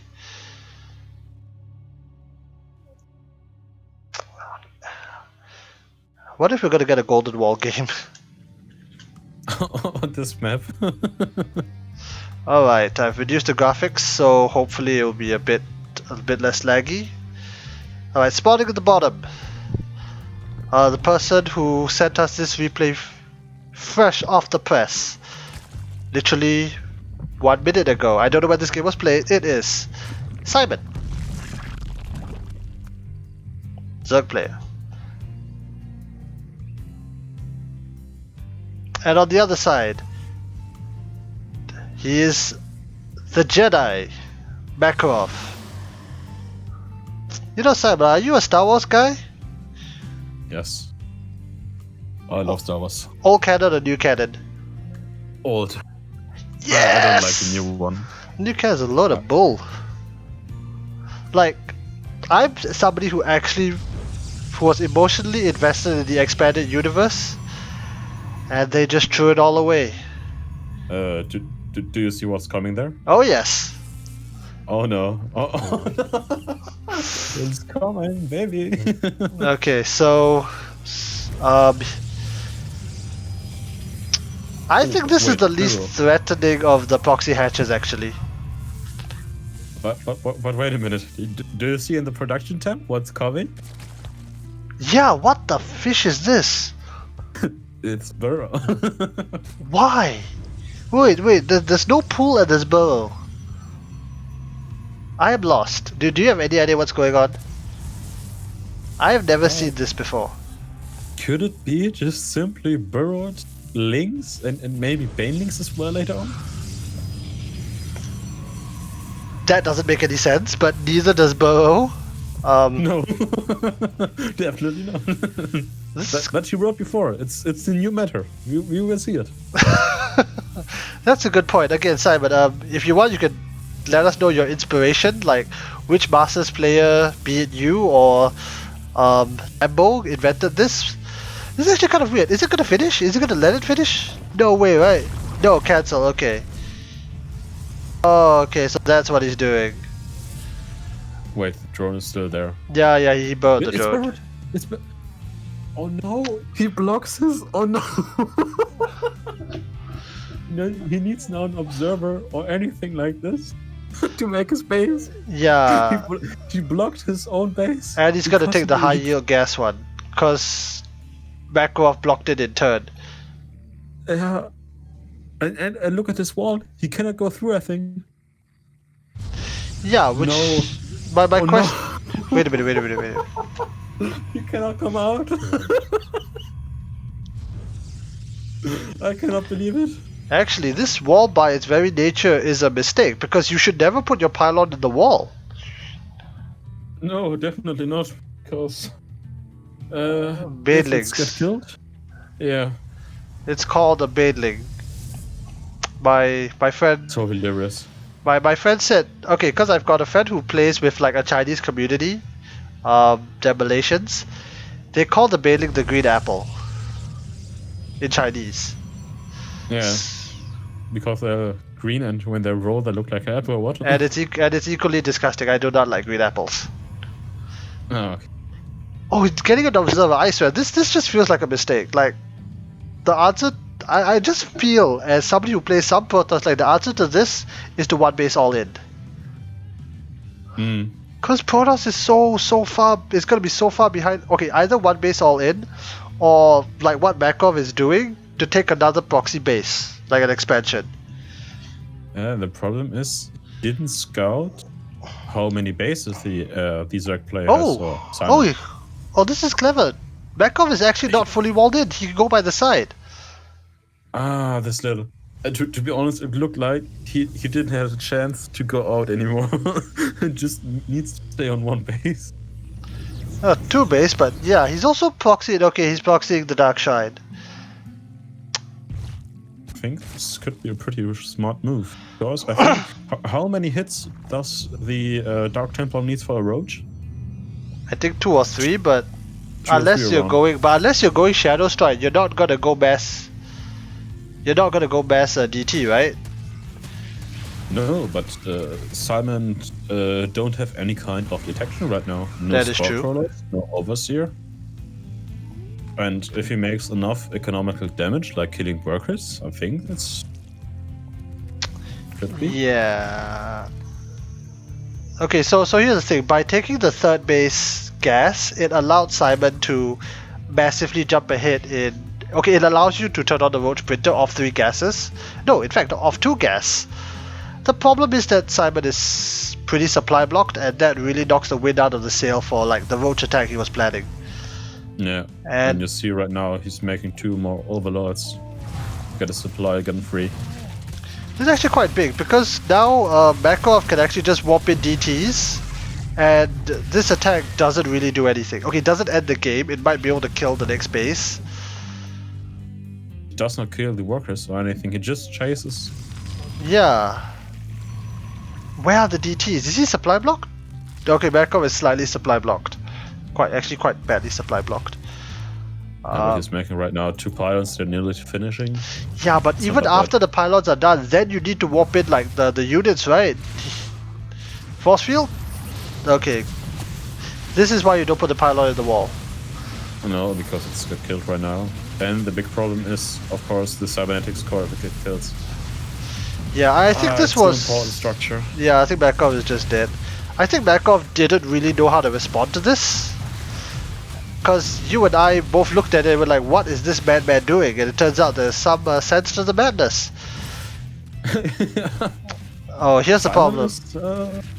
Yeah, I think, to be honest, it's over. Yeah, it's cool. cool. It looked maybe over because he's killing so much economy already. Yeah.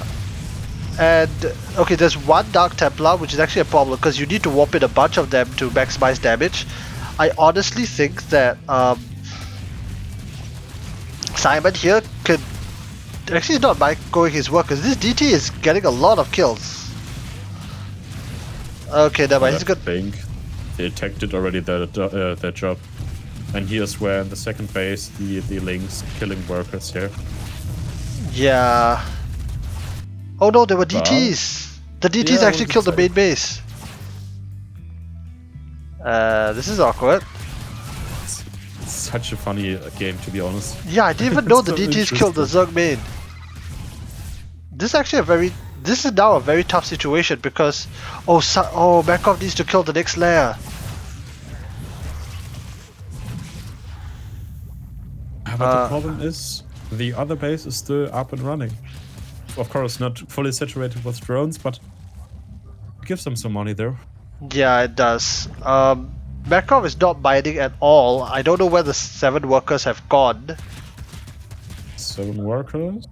Yeah, the problem is that even with...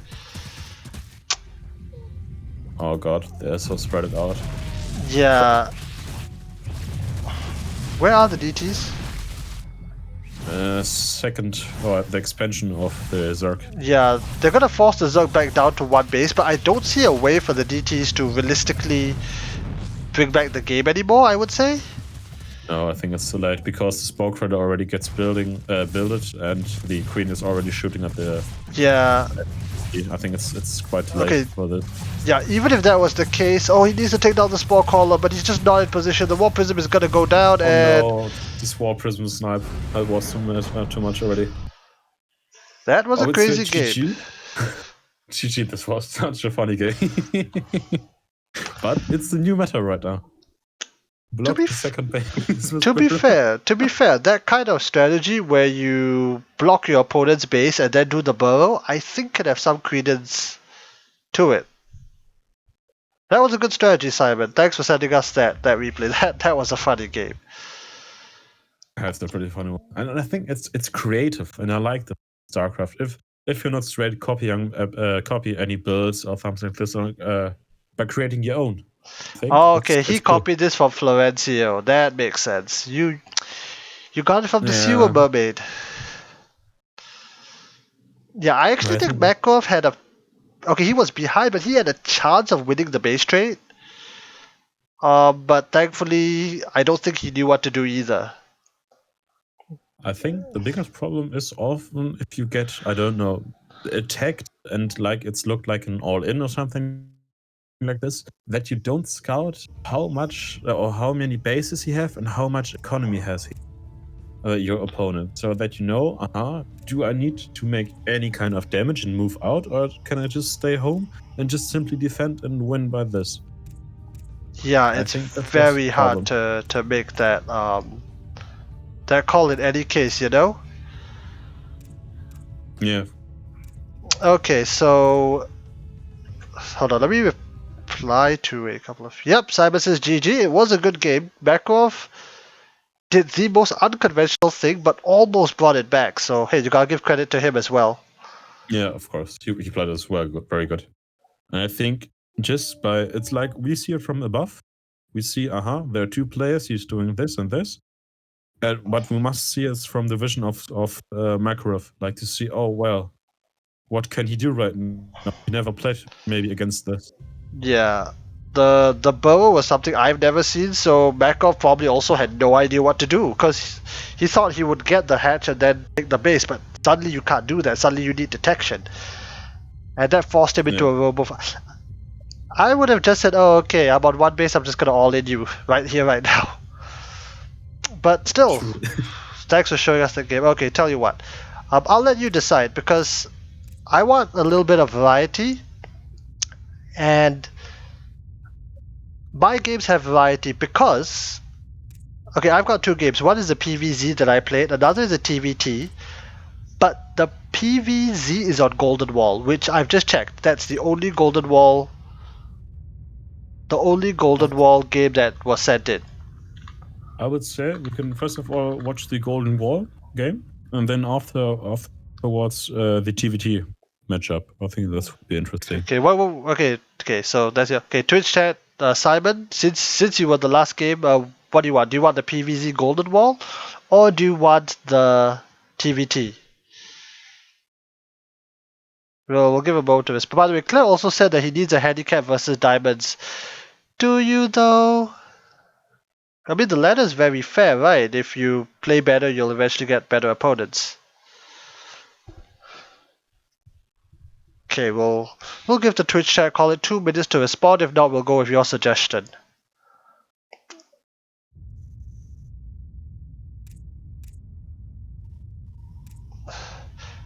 What are your thoughts on Golden Wall, by the way? I think, first of all, when I saw it, I was like, I don't like it. Like, Too yellow? No, that's not the problem. But it's not the normal structure of the map. I was like, like if you compared to other maps, I was like, I don't know. It's not so similar or not in the style. But to be honest, it's bringing some fresh air into the maps, something different. I think this is very exciting. It actually did. I watched Clem versus Raider in the DreamHack Summers. What was it called? Semi-finals? Oh, that was a crazy game. They actually Clem mined out his side of the map. The bottom part or what? No. Okay, because Golden Wall you can still split into. He mined out his entire side. Whoa, okay. When did we see this? This was Clem versus Raider DreamHack Summers on Sunday, I believe. Game 1 was on Golden Wall. I don't know why Raider didn't veto it, but we ended up there, and it was one of the best and most exciting TVZs I've ever watched. Yeah, I should watch it. Raider's good, man. Okay, let's see if Twitch chat said anything. If not, okay, Simon's gone for the PVZ, so we will go to Golden Wall. An interesting game that I played.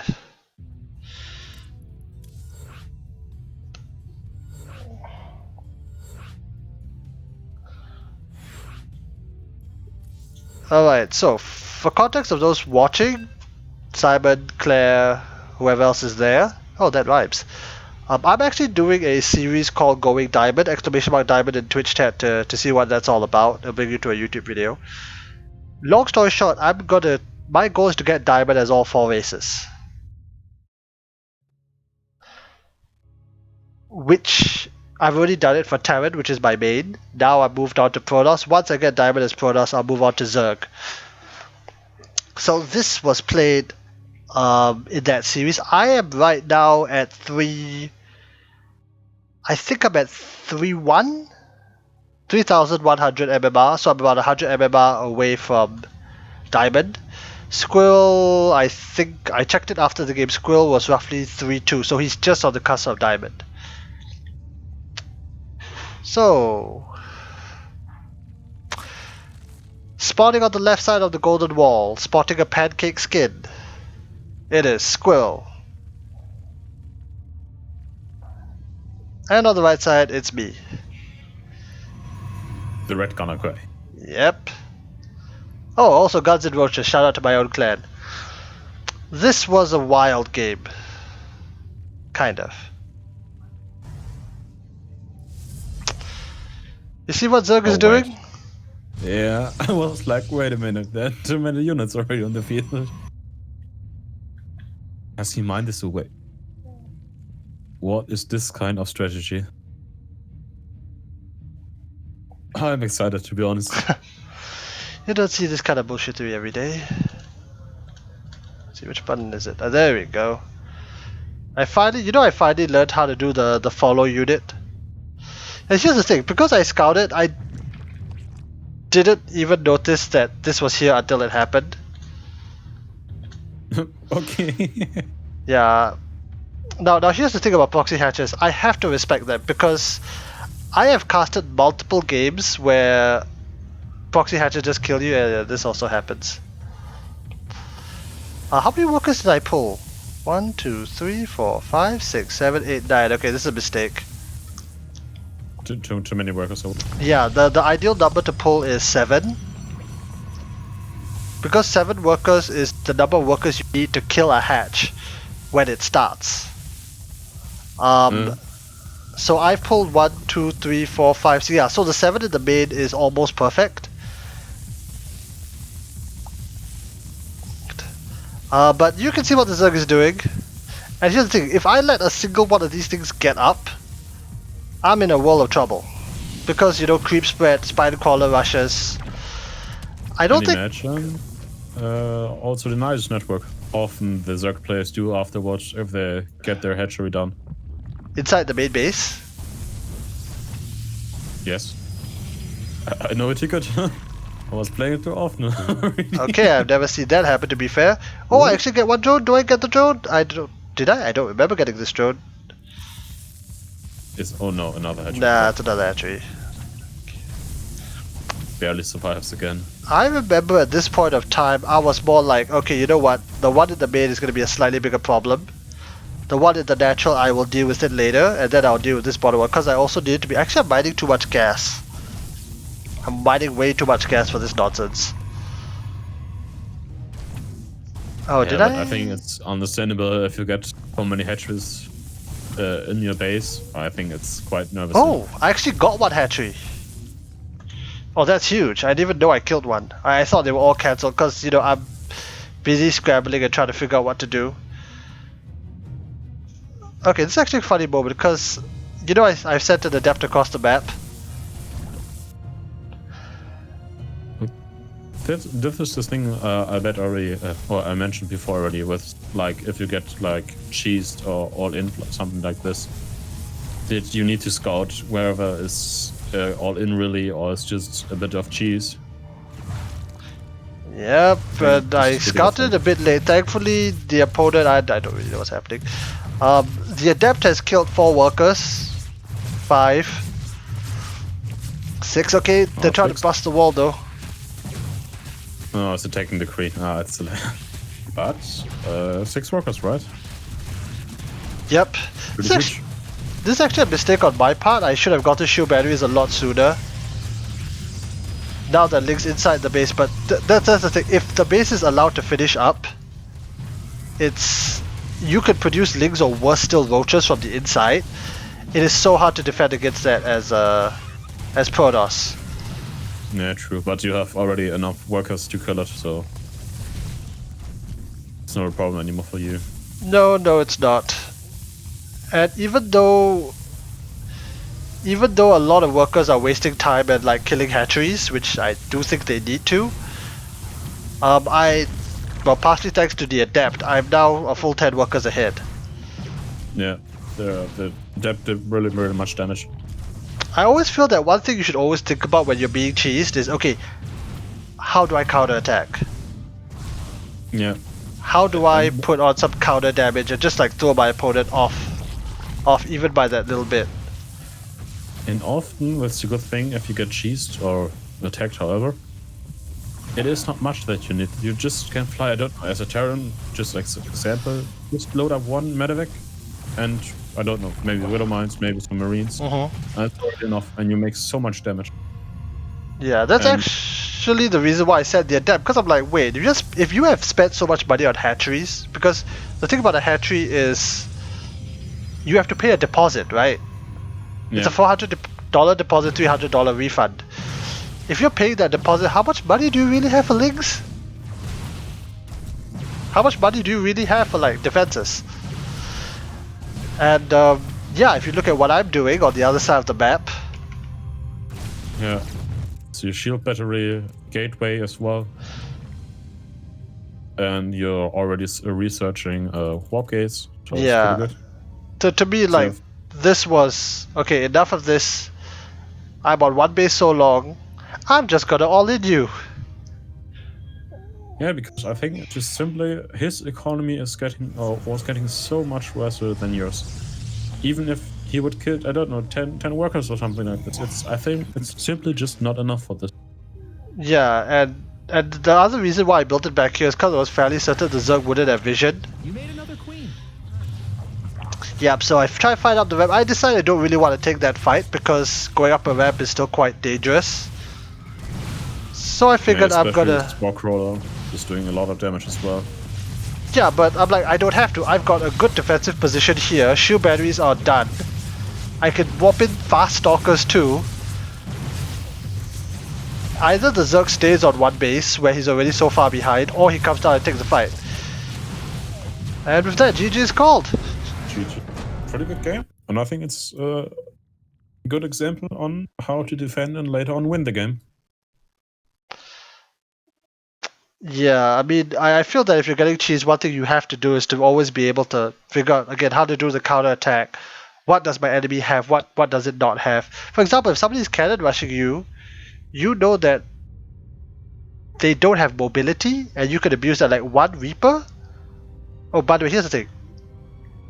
If you are getting cannon rushed as a Terran, the Reaper will always be able to hit any of the workers, even if there's a cannon in the center of the middle line. You can hit the gas workers. Yeah, that's true. You just need to position your Reaper very good.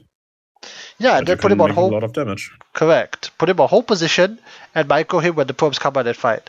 Okay, Simon is saying, I see this kind of bullshit every day. Yep, this is the StarCraft 2 ladder. I'm not immune to it. I mean, sometimes it's just fun to pull out a quick cheese, you know?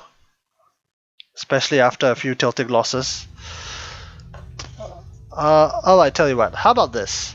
How about we cast your game, and then we'll jump back to mine. Okay, we can do it.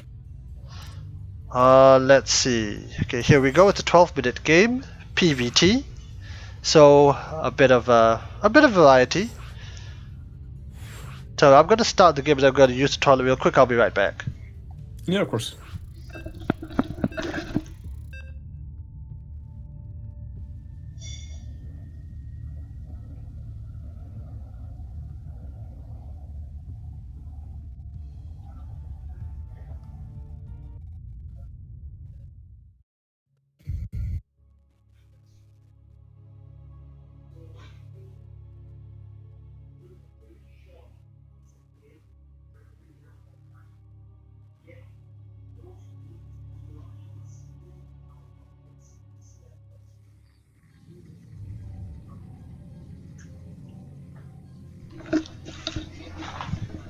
Okay, I'm back. So, have you done the introductions?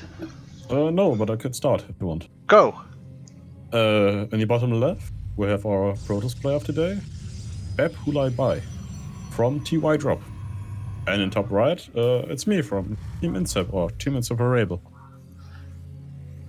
You guys have a cool logo. Yeah, I love it too. This eagle looks pretty good. Oh, it's an eagle. I actually thought it was like a wolf, but it's a cool logo. I'm gonna zoom it out a bit more. Team Inseparable. Is this like a European clan? Is it, or is it an international one, or? We were already international one time. I think it was last year when we had Finnish persons who were playing Apex Legends. Oh. But I think the plan by itself is already from 2007, but we changed from here and there, and I was joining 2015. Okay. And we played a lot of Counter-Strike, and right now, currently, I'm the only person who is playing StarCraft here, or regularly. Okay, you're representing the StarCraft within Team Inseparable, which is nice.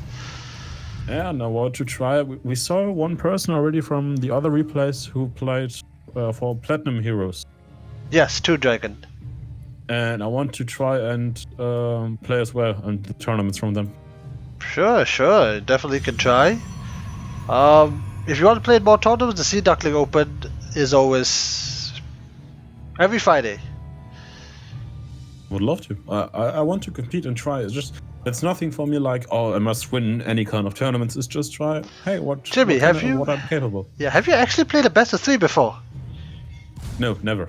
Oh, jeez, that is a whole new level of mind games, man. Like, yeah, tell? No, I was just about to say, like, only the last 6 months have I actually been playing in tournaments. And again, it's not about winning, because there's always somebody better than you. Yeah, true. all the way up the ladder, all the way up to Cyril, there's somebody better. But it's more about playing, like when you play a best of 3, your mind actually needs to change, because on the ladder, you can play the same one build all the way up to GM. All the way up to rank 1 on the ladder, more or less. But in best of 3, what are you going to do in game 2? Same opponent, different map. Are you still going to play the exact same opening? Are you going to cheese? Are you going to macro cheese? Like so many things to mind game, you know? Then you have to wonder, is the enemy going to cheese you now that he knows what you're going to do? It's such a huge difference. In fact, remind me after this. I'll put the details for the Sea Duckling open. I cast that sometimes on their side, so it's fun. It's fun, and it should be at a good time for you. It starts at 6 p.m. Singapore time, so it should be 12 o'clock here, I think. Yeah. Yeah, I would like to try it. Alright, so coming back to this game, it looks like you're going for... This looks like a PVZ opening from you, man. TVZ, rather. Normally, yes, but I think the huge difference becomes after the two benches, not two benches, the two Hellions come out, then you see what the transition is. Okay, Cloaked Banshee. This is a very old opening. Is this something you do often, or is this like a pocket build, or...? It is especially I play it, or like to play it against Protoss. I was playing against Protoss often mech, and I was struggling like, yeah, I sit back and do nothing, and I need to attack and then lose everything. That's the problem for me. And this build helps with, you have 4 Hellions with the Reaper, which can attack, and the second damage, which is the 2 Banshees, which is close. So I forced the opponent to make... Ooh, here we go!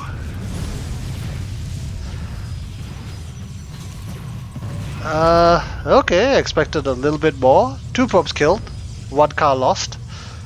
Yeah, 1 car lost, that's true. Yeah, I was like, when I go in right now, I can kill maybe 2 or 3 probes more. That would be great. But the problem is I give up map pressure. Oh yes. And map control. And this is the reason why I said to myself, hey, wait a minute.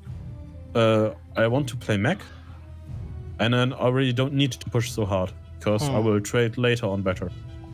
So I decided, come on, put it back on the map, not for any kind of third base, because I'm still scared of 2 base all-in blink stalkers. Like every Terran, like, oh no, you and me both. Not again. Yeah. And I was like, okay, sit back, just relax, build up your economy. You have good units. So I was like quite comfortable. Okay, you're getting a third base, so it's a 1-1-1. Yeah, I like the logic that you decided, okay, it's better to maintain map control as opposed to kill a few more workers. Okay, wow, this Banshee is getting 6 kills, my goodness. And right now, the second attack, the cars. Oh yeah, they're still here. And that's a cool thing, you can make your opponent move and then go in fast with the cars. Oh yeah, that... I like this. This is a very nicely timed multi-prong harass, where the Protoss is like looking at the Banshee and then they don't notice the drive-by. Yeah. And just like that, you've killed 19 workers. My goodness. Really? Oh god, I just knew it this time. Yeah, like grand total, you've killed 19 workers. You've killed 950 minerals, no gas. You've only lost 462 minerals. This is efficient. And look now at my base. You see the little observer. What does he see? He sees Marines and tanks. He sees his doom. He's visualizing his lost MMR. But do you know what he's also see? He thinks is still Marine and tank. Yeah. He's still, I think, because he's making now Colossus and the upgrade for. Oh, you're absolutely right. Oh, nice. You caught the observer too. Yeah, he actually never rescouted the main, so he's making the assumption that it's bio. But what you have, the siege tanks, like having tanks against Colossus is like having a baseball bat and the baseball against a vase. Yeah, that's true. And the vase will do as much damage to the baseball bat and the ball as the Colossus against mech. That's true. And now you already see I have already my third base. It's already running. Of course, it needs more workers. I do have a question for you though. Do you not go for ravens?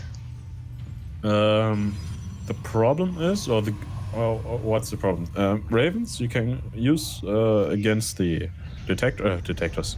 You can, yes. And for some kind of harass, it's fine.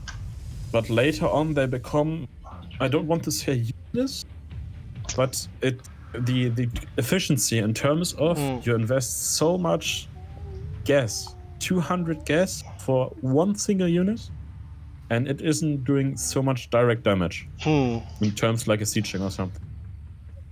It's not costed. It's a problem at the beginning. Later on, you can add it on to maybe disable this on Colossus or the anti-armor missile. That's pretty good. But right now, I think you need more units that can fight. It's, I think, the biggest thing. By the way, I love that you're the Special Forces skin. Like, these Banshees just look... Like, the Special Forces Banshee is one of those that just stand out. That are the Tyrador. Yes. The shiny boys. So cool. I love them as well. If they haven't released the Special Forces skin, right, for the buildings, have they? Yes. Wait, they did, okay. Oh, this is nice, like, you're able to pick off... Actually, it's great, you're able to pick off the shield battery, because without shield batteries, I think you could take these stalkers head on, actually, but why take the risk?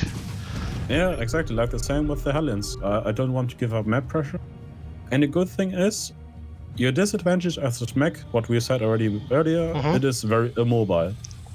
And now here you have some great units that can fly around and make damage. And the Protoss must make cannons or observers, so they must invest. That's a good point. They simply die. Less worth. I mean, you want Immortals against mech at the very least. He's still making Colossus. Yeah, I think he still thinks that it's Marines. And he still thinks it's a bio game, but he has not rescouted. Anyway, I do want to come back to the point about the Raven. I actually disagree a little bit because when I play PvT, I always go for a Raven because that stops the initial blink. Because most of the blink build is you'll get an observer, then you blink into the main. If you have it, then you're able to just like shut that down immediately. Yeah. And I use it for like the disables and the anti-armor missile, but normally I just get one Raven, then I swap it out. I don't go for this. I don't really go for this mech style too often. I mostly play Bio against Protoss. Alright, so it's normal standard way, of course. In fact, it's so common that as of right now, it still seems like Protoss doesn't know its mech. I don't think so. I think as well because I don't know. He isn't playing any kind of Immortals. Yeah. No splash damage in terms of high Templar, which are very important for the Protoss here. Oh, by the way, Jimmy, after this, another friend will be coming out to co-cast because he actually submitted a few replays from his practice group, so he wants to cast them. So it's going to be a 3-person cast. Of course. So, right after this game, we'll hop into that. I don't know if we have time to do the FFA actually.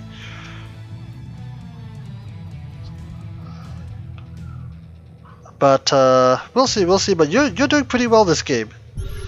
Thank you. Your macro is on point. You have not floated too much money and no Thors though? Actually, you don't really need Thors, right? You just go tanks. Look at those. Oh god, those are expensive units. The way. Yeah, I think it was just the Protoss not Okay, first of all, didn't scout the Banshee fast enough, and then it didn't respond correctly, down a lot of workers. Okay, this is the last stand of the Protoss. The Marines from the beginning of the game are still here. Hey, there's the Bioforce. That's the Bioforce, exactly. Well, technically,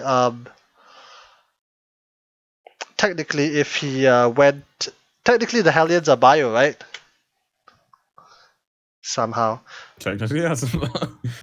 Like, I think the problem for the Protoss player, besides the scouting the scouting part, I think he didn't macro in terms of making enough units. To be honest, I think when I push, I have 2-2 with 200 supply, but I think he had no big upgrade and I think 50 supply down. Yeah, that's definitely a. The other issue is that he never bothered to. He never did any other like counter harass. He never rescouted. You know, he didn't even send the hallucination scout. Yeah, it's well a very big problem. Okay, tell you what, I've just sent you an invite to a common server we have. This is so that all three of us can go into the same chat channel. Yeah. Yep, there we go. Wait, invite to party. Okay, so tell you what, we'll end the call here and then we'll jump into War Room on that side. Yeah, See? okay.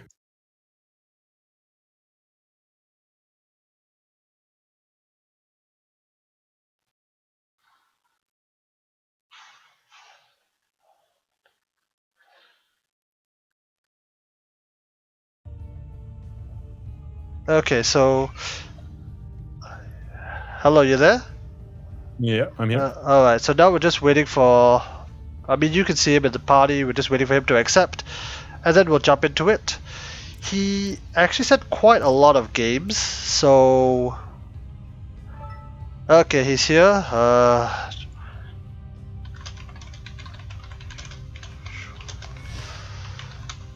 Wait, what?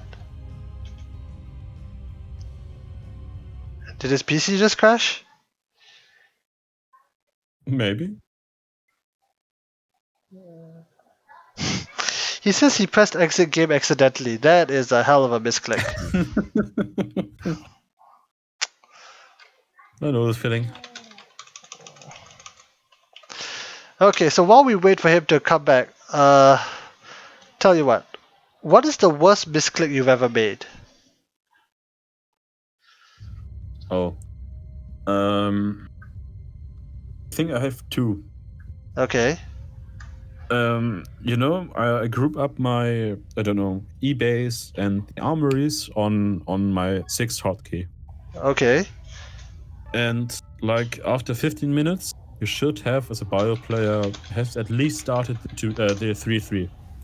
True. And when you watch on the 6th button and you see that Hi. even 1-1 didn't have finished, it's the biggest problem. Hi, Nameless. Wait, so your misclick? Yeah, we were just talking about the worst misclicks we've ever made. Oh. Wait. So Jimmy, you said that you put your eBay on 6, but you didn't get the upgrade? Never, yes. How is that a I was misclick? like, That's a macro mistake, right? Yeah, I no. I was like focused. I didn't have enough income because I think I was on 2 base at this time, and I was like pressing Q and W for my keyboard for armory and the weapon upgrade. Okay. And I was like, I was making it, and I was clicking on again, and yeah, didn't make it. But another real mistake was when I had, I don't know, from 200 supply I had 160 like in Marines. And I was playing against Protoss, and he had some storms, and I was seeing them. I was just running in like a madman. I was like, no, my whole army just died there, and I was like, GG. That does happen to be fair. Okay, by the way, for those here, say hi to Nameless. He's my friend. Hello. He's also a Zerg player, which is good to have some variety on the cast. Okay, Nameless, I've got some bad news up front for you. The champion game you sent me is on the old patch. Oh. So we can't do that one. I could send you one more from Oreo. Okay, tell you what. Let's just jump into the Oreo game first. Okay, sure. The Oreo game works. It's called Vindicta Close Game. Okay, let's go. Alright, so it's time to get to some ZVT.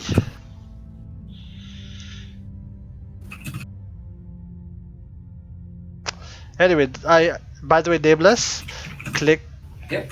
the Oh, sorry. accept. It's okay. I was telling Oreo that we are gonna cast this game. Alright. He is IDF the PathWeThread, right? Yep. Okay, let's go. I believe this is the Korea server.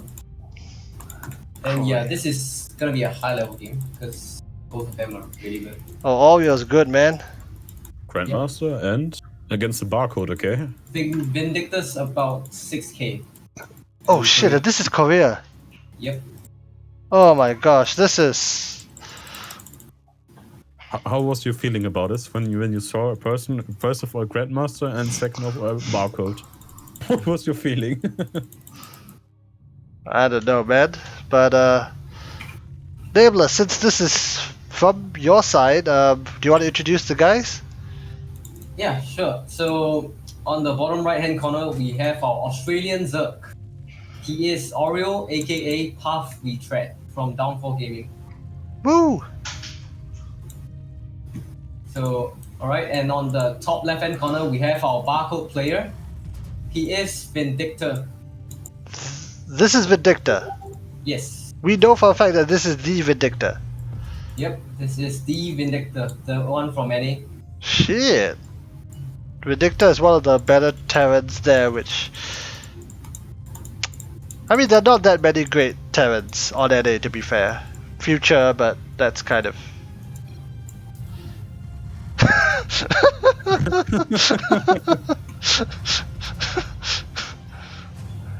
Is this what gave it away? Yeah, it might be. That's what gave it away. Okay, well, still, because honestly, like, at this level, you might be okay. Again, I don't know too much about the Korean server. What are the odds of actually hitting the GSL people? I think you might be. It might be pretty high if you're at least 5'5", because sometimes there's like a big MMR match as well. I mean, I've heard that the gap between MMR is pretty insane. Like the difference between like rank 1 to 30 on Korea and everybody else is insane, because that's where you find Zest, Stats, Maru, TY, Dark. Mm-hmm. And as well Such a huge for difference. as well for EU, I think Cyril's 7.3 or 7.4 right now, so it's pretty insane. Is Raider is it Raider or Clare at number 2? I gotta look that up later. I think Reynolds as well in the 7K club. I think Soul made it to 7k recently as well. Oh yeah, Soul's been doing pretty well. Okay, so Nameless, tell us what Oreo is doing since you're our resident Zerg expert. Yeah, so he started off with a very normal head first opening into a proxy Rex Overlord pathing. Mm-hmm. So he actually scouted that there isn't any proxy Rex happening on the side of Vindictor. And yeah, things are looking pretty standard from the side of Oreo, just getting a normal third base at a normal third base timing. Yeah, Vindictor didn't even try to contest that, surprisingly. Gotta see it now. Oh, Yeah, so, yes, go ahead. Usually the Terrans don't usually contest the third base unless it's on maps such as Eternal Empire, where there's only one possible third base location. So it forces the Zerg to just only be able to take that third base. So it's very good for when you bring your SCV to just do a hedge block and this kind of works. Those can be so annoying, like you put a bunker, you put an eBay. Irritating. Alright, so Jimmy, so since you're Terran, tell us what's happening on the Vindictor side of the map. What do you think is gonna happen? What was he going for? I think it's the classic 1-1-1 against TVZ, but okay, it's not classic anymore, right? He's making a Liberator doing fast stim or anything like that. No step. Yeah. I believe I think maybe he don't like to play Banshee at this map because maybe the angles are too low. Maybe it's the reason. I don't know. The problem is I'm only Diamond and he is a Grandmaster person, so I think the gap is a bit too high for me personally. Oh, well, don't worry about it. Okay, my best guess is that he's gonna do the Hellion Banshee. No, the Hellion Liberator, where you try to like run in Liberator. No, you try to run in Banshees. What am I saying? You try to run in Banshees, but at the same time you have a Liberator siege somewhere. I think the idea, again, both of you can correct me if wrong. I think the idea is you want to try and like distract your opponent so that the Liberator gets damage. Because honestly, once you siege a Liberator, it's very easy to deal with. Like if you see it coming, like, oh, okay, I'll send Stalkers, I'll send my Cyclone, I'll put my Spawn there. But if you're not paying attention, you lose a middle line. Yeah, things are going rather standard from the both players. This is going to be the 6 Hellion Liberator Harass, but unfortunately, Oreo already has a 4th position for the Liberators, and yeah, the Hellion Harassment was also denied by the very good Queen positioning from Oreo.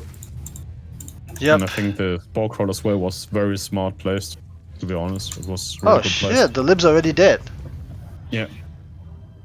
Well, they said Liberation was at hand, they didn't say it was here very long. No.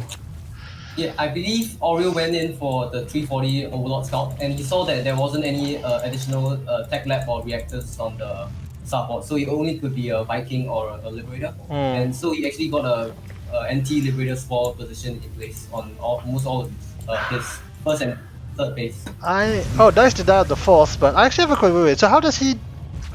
So he knows it can't be something like BC. Yeah, it can't be BC since it doesn't have a reactor so far, so it's only a Viking or a Liberator opening. This is what, 340 is it? Yeah, so usually you send in the Overlords at around 340 into the main base, so you get to see the opening. Okay, I'll take note of that and try to kick him out so that I can blindside a Zerg. Actually for Oreo, is it normal for him not to have his Overlords out on the map? Yeah, so usually you just want to have Overlords around all the possible entrances that the Hellions will come through. And he is positioning all of them so he could see the Hellions coming in advance or from any path, and so that he could position his queens to deny entry from the Hellions. Yeah, and I think he got pretty much all the airspace covered except the bottom center. Yeah. Okay, well here comes the first major attack. He now sees the Mutas. Vindictor that is, gonna already making Widow Mines, so not gonna be caught completely flat-footed. Jimmy, what do you do if you see Mutas? Or are you already going back so you make a Thor? First of all, I would say I would just make blind missile turrets against every race, because any kind of some secret attack come. I think that's the first thing. Okay. And second of all, I would start a second factory to make, first of all, Tors. And it's where the Drilling Claw upgrade. Because I think often enough, if the enemy goes Mutas, they also go Ling or Bane. It's often enough to respawn from them. So I try to already counter their possible composition. Oh, this Widow Mine! Beautiful. Yeah. Of course it's beautiful from the Terran player. Of course. Okay, but Nameless, Oreo was a little bit careless with the Mutas, right? I think he lost a few Mutas, like maybe 2 or 3 Mutas on the side of 5. Dictus. Oh, 5? Oh, that's a lot. Wait a minute. Yeah. Yeah, but I think because of his Mutas were on the other side, it kept the reinforcement from reinforcing the army at the center. So he True. managed to defend the push at the center. And just to take note, Vindictor actually went for a reactor factory, which means that he didn't get any siege tank initially. So he got quite a few Widow Mines, which is absolutely great against Muller Bay. Oh, we got a big fight. Because they clump up all together so hard. I like this. I gotta say, Oreo got some good splits. He's taken minimal damage from the mines. These queens are very out of position though. Brenda. The good old Brenda. Yes, local calls them Brenda for some reason. Because I think it was Winter who called them first, so. Oh, it's Winter, eh? Wait. I have to say, I love on this high level, this micro. Like with the units, I love it. Yes, indeed. Like the individually splitting of links, the marine splits. Ooh. Like here again, the Mutalists, they could easily die there together. But Oh, he was yes. able to split them into groups already. I mean, Oriole's trading somewhat inefficiently, but he's getting the job done. He's pushed Vindicta all the way back to his base. There goes the Thor. Is Vindicta just dead? I think he's gonna be in a very precarious position. Yeah, but I think not Oriole's dead. definitely ahead after this trade. Yeah, because 18 SCVs have died, and even though Vindicta's not dead, he's behind. That's for sure. Five bases against 3. It's pretty rough. That's pretty good, mildly. But yeah, let's see what this counter attack can do. Kills one queen. Well, that's a start. Yeah, unfortunately, I think Oriole might have forgotten his +2 upgrade, so it's currently 2 upgrades versus 1-1, which is very big, especially against Bio. Yeah, that's true. That's a huge difference. I mean, okay. I challenge you, Nameless. Can you quantify the difference? So I think if I'm not wrong, if you have a +1, extra +2 armor against +1 armor, the Marines might actually take 1 less shot to kill the links and the veins. Do links but links and veins don't do the same damage, right? Yeah, I meant for like the Marines. So if the links and veins don't have 1 less armor, the Marines actually take 1 less shot to kill them. Oh, that's huge. To be fair, thankfully for Oreo, it seems that Vindicta has only just started his next upgrade, although he's kind of broke. Yeah. Yeah, but he started already his next base. So isn't maybe that bad. Wasn't as bad as a minute ago. Yeah, that's true. To be fair, Vindicta has not actually been able to do much economic damage, right? And Oreo is preparing a huge link counter attack. No, wait. Yep. They're just going in?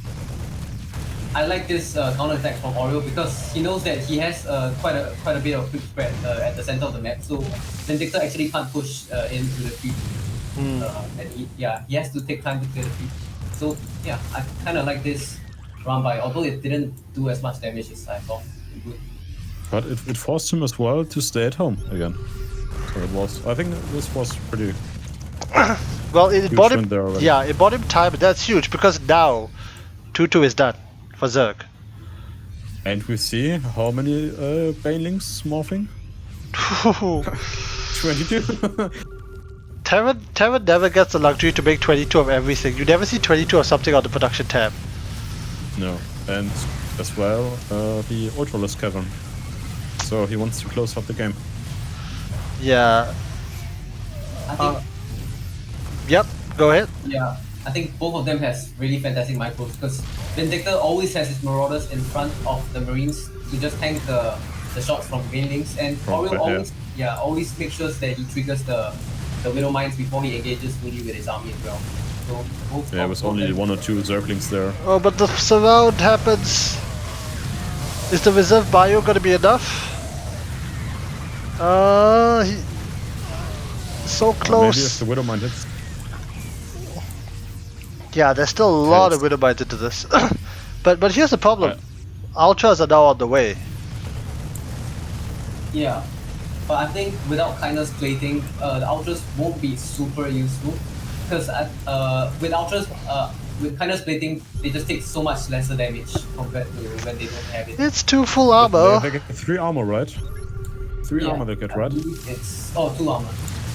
Oh, 2. Yeah, but it's such a huge difference day and night there again. Oh yes. But I have to say, respect from Terran player. He was so hard behind first of all, and now look at the supply count.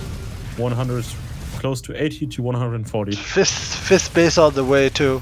Oh. Oh, Such good Widow Mine hits. Oh, those Widow Mine hits. My Terran hard player goes off now. And Zerg is so far down in supply, unfortunately. Yeah. Oh yeah, my man. I think the problems were he didn't wait for this chitin plating there. Did he have a choice? No, not really. So Dave, Yeah. where do you think it went wrong? I think the fight at the third base of Vindictor was actually very good because he managed to kill quite a few SCVs and actually he put himself into a very good position.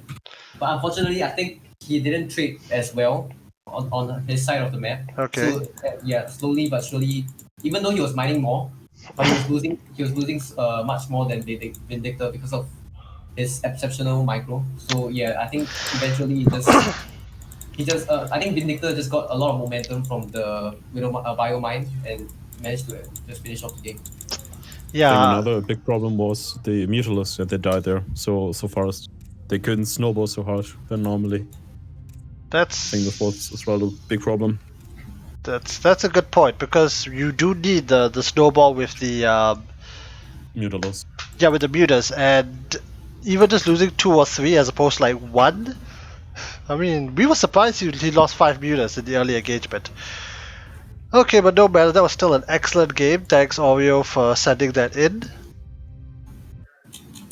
Yeah, it was Okay. very cool game.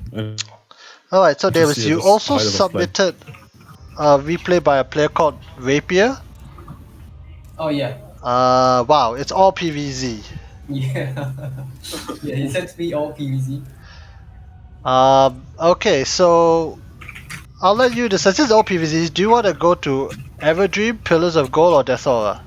We're probably just gonna cast one Yeah. replay from his side because. Yeah, sure. So maybe Jimmy could choose one. I have no idea which one. Okay, Jimmy, which map do you want to go? I like the Pillars map. Alright, Pillars of Gold. You know, Nameless, and I mentioned this on stream earlier. Not a single person except me submitted a Golden Wall game. Oh. Alright, so That's a nice map, right? I think okay. Well, it's a great map for me because I'm Terran. For Golden Wall, if it's TVZ, that Zug is kind of screwed. Oh, by the way, thanks Nameless for your advice on that. Oh yeah, I think actually, Lambo actually explained about Golden Wall, TVZ in Golden Wall quite a bit. Mhm. So he said that I think in the mid game, where you have, because of the top side of the map has so many bases, so Yeah. it's actually more favored to the Zerg, in a way. But Really? once it reaches the late game where you are forced to only when all the top bases are mined out and you only have the bottom bases to take, it's more favored to Terran because the bottom bases are so hard to take as the Zerg compared to the Terran. Okay. Yeah. Um, But like for me, I still hate the map. I always hate it. Now, I need to thank you because I actually used your strategy, like the one you complained against in Sea Duckling Open and won a match.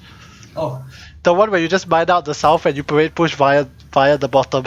yeah, if they don't actually mine out the minerals at the bottom and you have tanks positioned there, they're just dead, 100%. Oh yes, I actually I took a map off the prior Sea Duckling Champion Open using that build.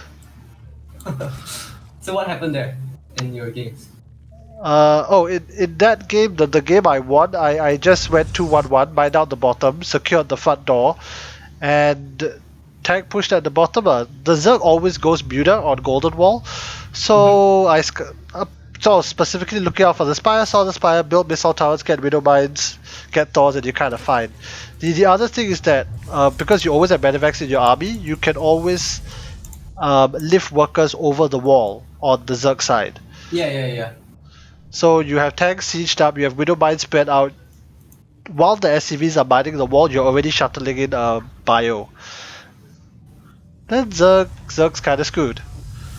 Did he not mine out the wall? No, he didn't. Oh. Yeah, I don't Yeah. think he was prepared for that. Alright, so coming back to this game, Nameless, tell us Yep. what's happening. So I think I was about to say things are going really standard, but yeah, there's gonna be a cannon rush happening. It's gonna be a gateway forge cannon rush. And I believe this is gonna be a macro cannon rush because he has a low ground pylon. So it's gonna, his aim for this build is just gonna be denying the natural of Rapier, and then afterwards he's gonna be macroing behind this. Rapier just saw it. Yep. Okay, so tell us a bit about the player at the bottom, Rapier, and can he hold this natural? Yeah, currently I don't really like the spine response from him because the cannons are gonna be finished, and if he wants to break through this much cannons, he's gonna need more than 2 spines, probably 3, and with queens and links as well. I feel that I'm just gonna call this Protoss player Busan, because that's the only thing I can read from it. I think that the 3 cannons is a bit of overcommitment. You can just knock this down with 2 cannons and a pylon. Yeah. But still, he's gonna get the hatchery almost certainly. Is he? Oh. Focus fire. Focus fire the hatchery. I think it's already too late. Gets the cannons right now. Is the spine crawler outranging the cannons, or is it the same range? Yeah, they're on the same range. No. Okay, so Busan not only takes down the hatchery, it gets 13 workers. Wow. Things are going very bad for Rapier.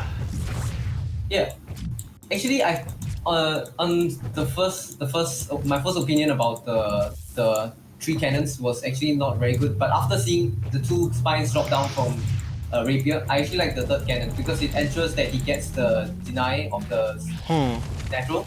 And Rapier actually put 200 minerals, or rather 300 minerals on the 2 spines, which actually did not he failed to defend his natural, which put him in a very bad position.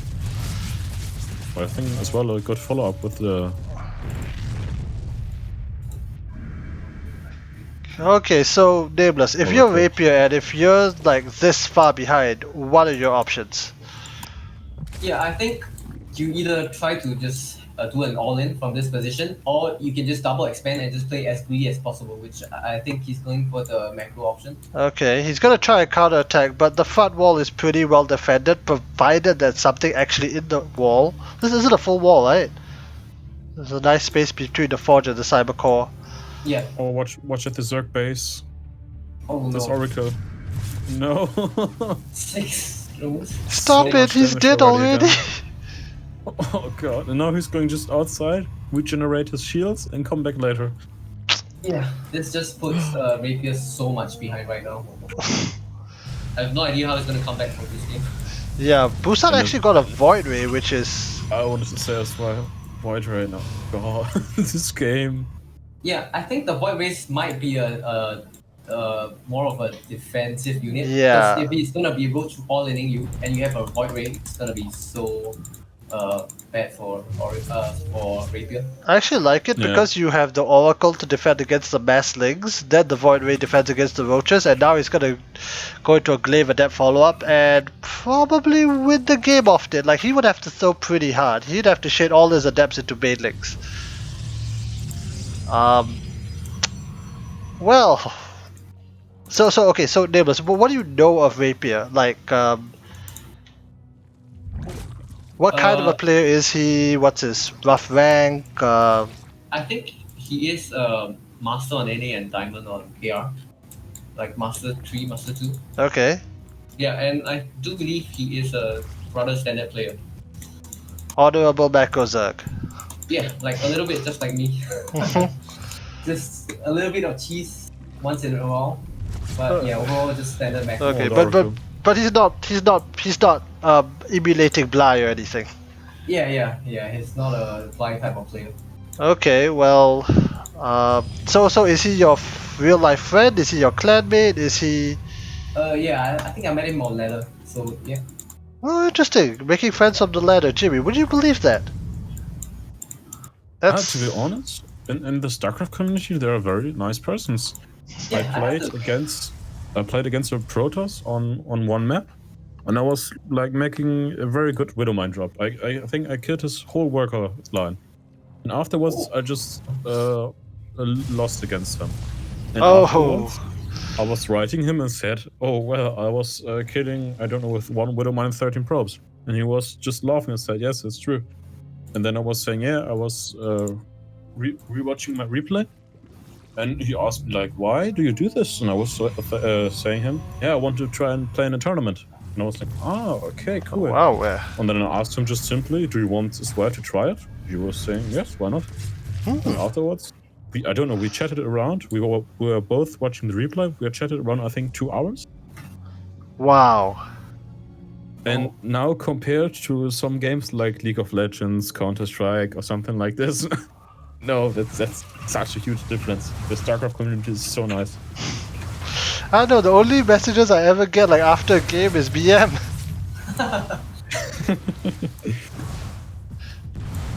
Yeah.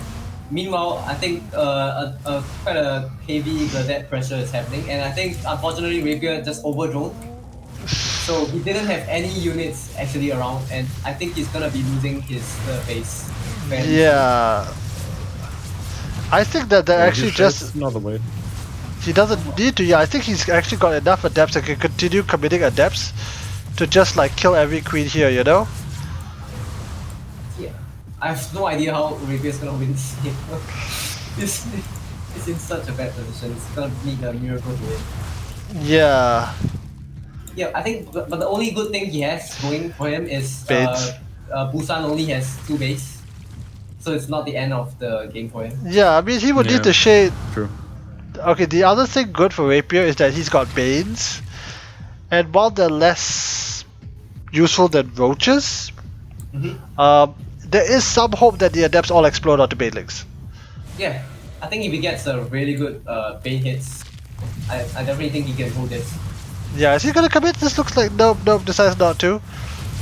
Needs to be really careful, you can't. They're clumped up. They're clumped up. Oh, the splits are pretty. Oh! Ooh. And did you shade out? What? Not really. Did he cancel the shade? I don't really know. Imagine he had a second warp prism and he was just flying into the main base. That rarely happens, but that could be something. Okay, here's the problem. At the end of the day, Rapier, or rather Busan, has not done that much economic damage until right now. They're equal on workers. Zerg is re-establishing a base which is also getting shot down. There's no third base, there's no tech behind this. He got charged instead of Blink. That is a mistake. Like when especially against Banelings. Not just Banelings. When you do this, what me and my tournament co-caster call the I'll Die build or Gladef build, you must get Blink because Rapier's getting Mutas. Yeah. Oh yeah, that's true. But I don't think Rapier is gonna be able to afford quite a lot of meters because it's only on 2 base after all. Oh yes, he's infinitely far behind. But back at Busan's base, what shoots up? A cannon? Then again, he might just GG right here. Oh my god, Rapier's losing more drones. He's almost half the drone, the worker count of Busan. Oh yeah, I forgot Busan had a Stargate. Oh my god, this is just a living hell for Rapier.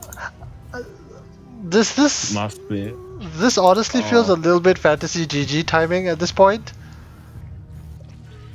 The first attack for Busan went spectacularly well. The second attack has done enough. I don't know. Yeah, cannons are now going down. Oh no. Yeah, I think Rapier might be waiting for, hoping that the mutas actually get a lot of damage, but it's not going to be getting any. Yeah, one downside is that there are no shield batteries, so he can't heal up the phoenixes. Yeah. But these mutas are... I don't think they've killed anything. And now they're trapped. Which I love had to see in there from Rapier would be like trying to separate the phoenixes from the rest of the group to kill it fast. Because right now he's just flying around the map, but... Oh, he actually does get the 2 phoenixes. Oh, 1 phoenix rather. But you needed to do so much more with those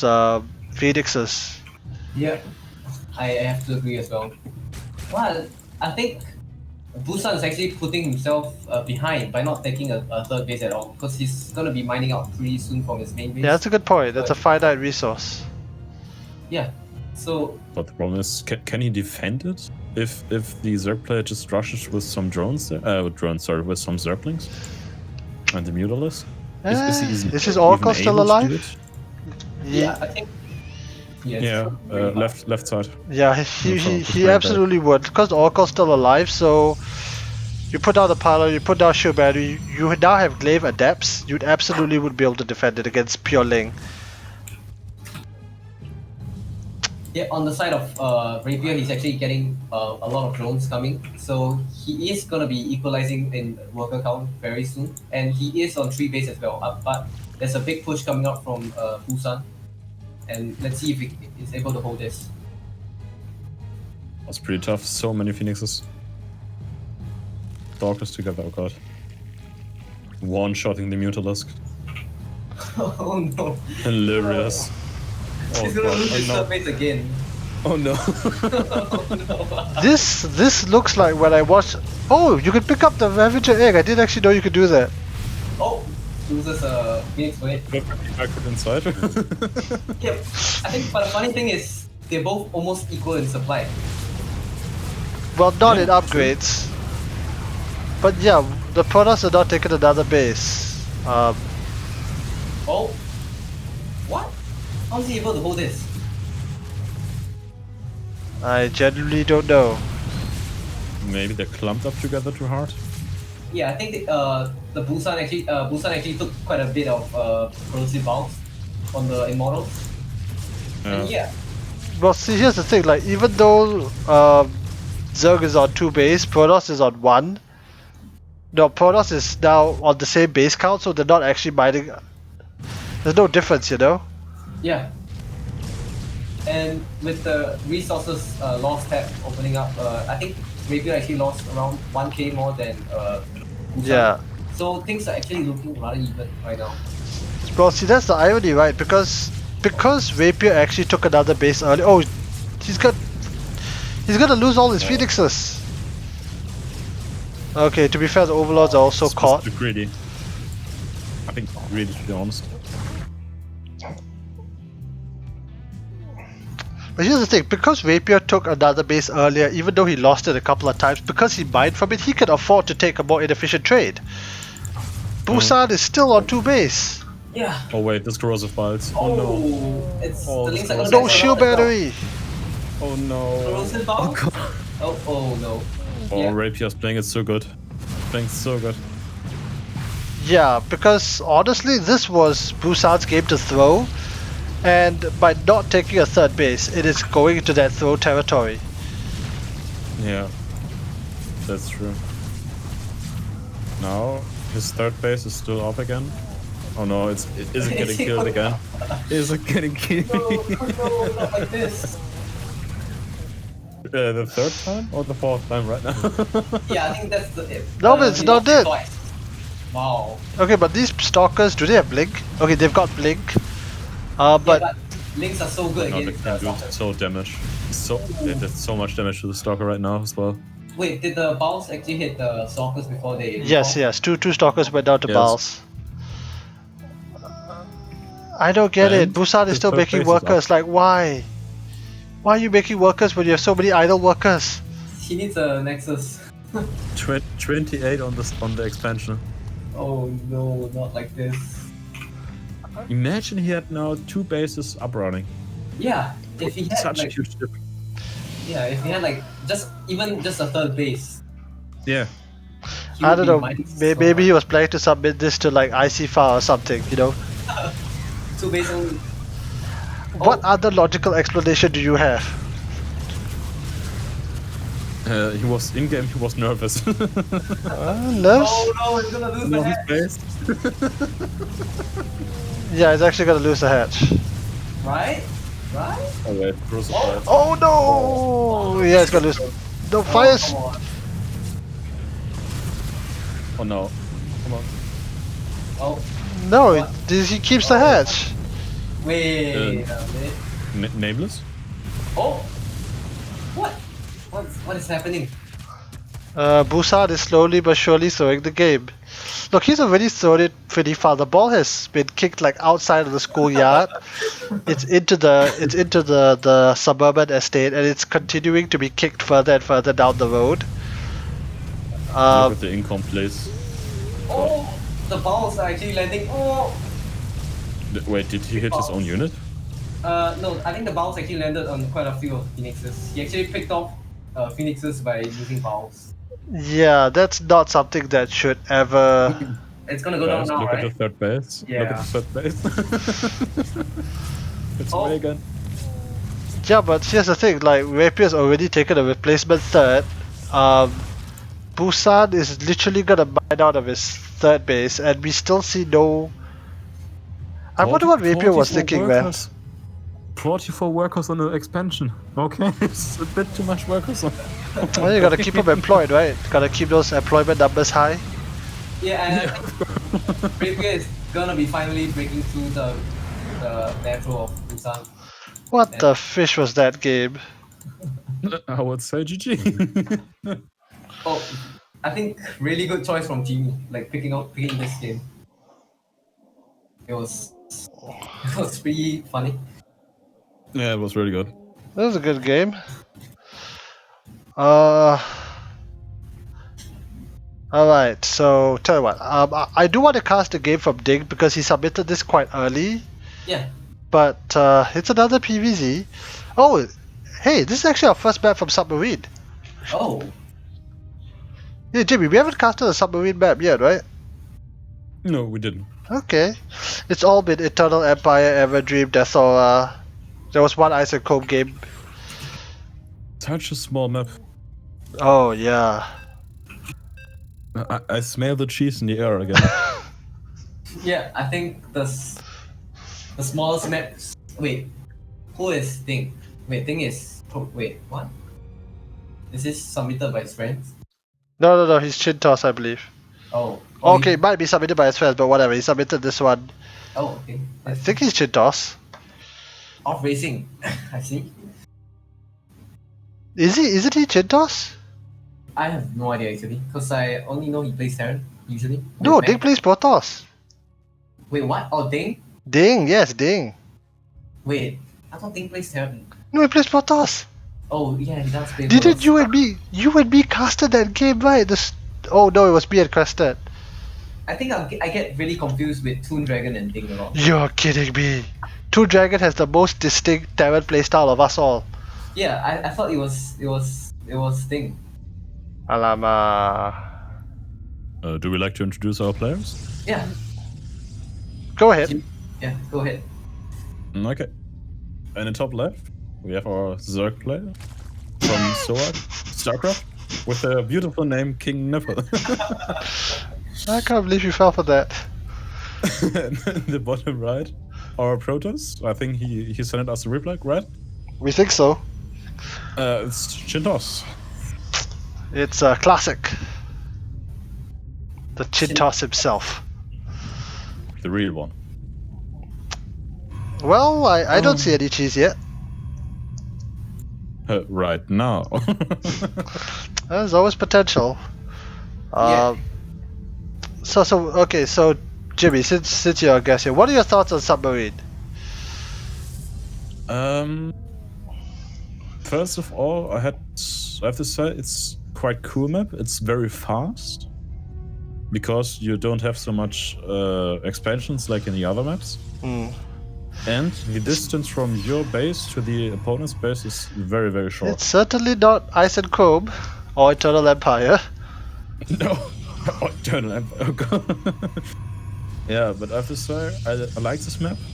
It's I don't know. It's I think the one map where you can rush really, really good. Oh Or yeah. like cheese strategies with barracks because you can lift them up or something. just Oh like good lord, UI did. Chintoss just lost his probe to a drone.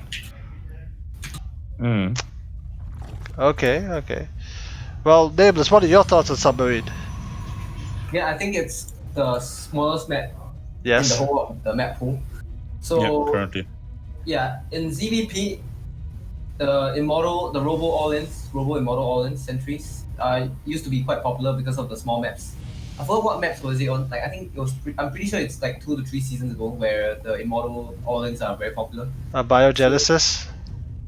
Yeah, Wait a minute, 2 or 3 seasons ago was 2019 World of Sleepers, Cyber Forest. Yeah, Cyber Forest. Yes, Cyber Forest. Oh, Cyber Forest. Oh no, this one. No. What? Cyber Forest. Wasn't it the smallest map at this time? Yeah, I think so. And Zen as well. I think Zen has quite a short path if you just go through Depends. the. That depends on the pathing, but yes. So Okay, yeah. I think I'm not pretty sure, but the Robo Orlins might become popular again on this map. But I think you can simply the map by itself, like if you watch the both 3rd and 4th base locations, you can just easily, I don't know, boost something in or make a pylon there over. Yeah. Such a good map for this. It has so much potential in this jump. Nidus too, let's not forget. Yeah, Nidus. Oh no, Nidus in this map. Oh god. It's not as bad as Death Aura. It's not as bad as Death Aura. No, but still, I want to say annoying. Not some other words, of course. You can have different words for that. Oh, this creep tumor survives. Okay, Overlord speed. Already 3rd base. yeah, I think a really good Overlord timing. So he actually gets to scout everything that's coming. But unfortunately, I think the weakest build against Overlord. I think the weakest opening against Overlord speed is. I think Stargates do very well against Overlord speed in general because you get to deny the Overlord as well. Because it doesn't matter how fast they are, because Phoenixes are just by. Is the Phoenix the fastest? Hey, what is the fastest unit in the game? Be it Phoenix or upgraded Zerglings. I actually think it's Banshee speed. Can a Banshee speed outrun a Phoenix? No. No, okay. Banshees get killed by them. So the Phoenix is the fastest unit? I think yes. By the way, we see a massive gateway explosion, which is actually going to get scouted by the King of Nipples. He sees all.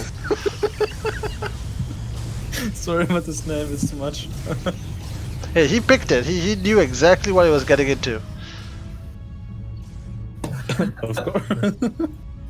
And the Overlord, reports in to tell us, oh, great King Nipple, there are many gateways.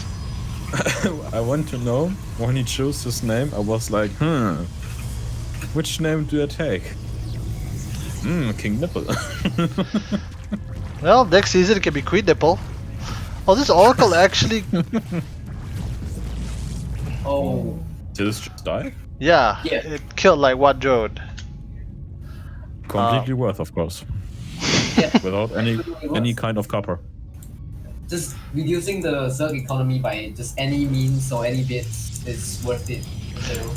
Do you know how hard Crested would be screaming right now if he saw that? Yeah, I can imagine that happening. Crescent's my co-caster for the tournament. He's a Protoss player. Oh. Okay, I understand. Okay, so this is really weird. This is a Gladev build out of Chintoss, aka Dig, but the Robo is so late though. Yeah, I think it's such a late attack because usually the fastest or rather the normal crisp timing of adapts usually hit with at 4:30 or 4:45. Yeah, okay, but this is accounting for the Stargate, which is fine because he went Stargate into Gladevs. The problem is that Zerg has absolutely nothing. No Like, damage currently. With a decent amount of micro, there are not enough roaches to deal with this. Don't shade, he shaded. Yeah, Actually not too bad. Yeah, not too bad because there isn't any roaches and stuff, not too many. Now, I'm gonna shade. I would say bye-bye. Yep, he's definitely gonna commit. Yep, there we go. There they are. The third base is being sacked. I love this play.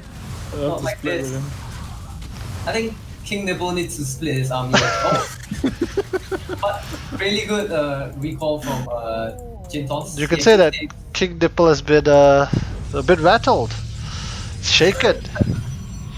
Yeah. Shaken, okay.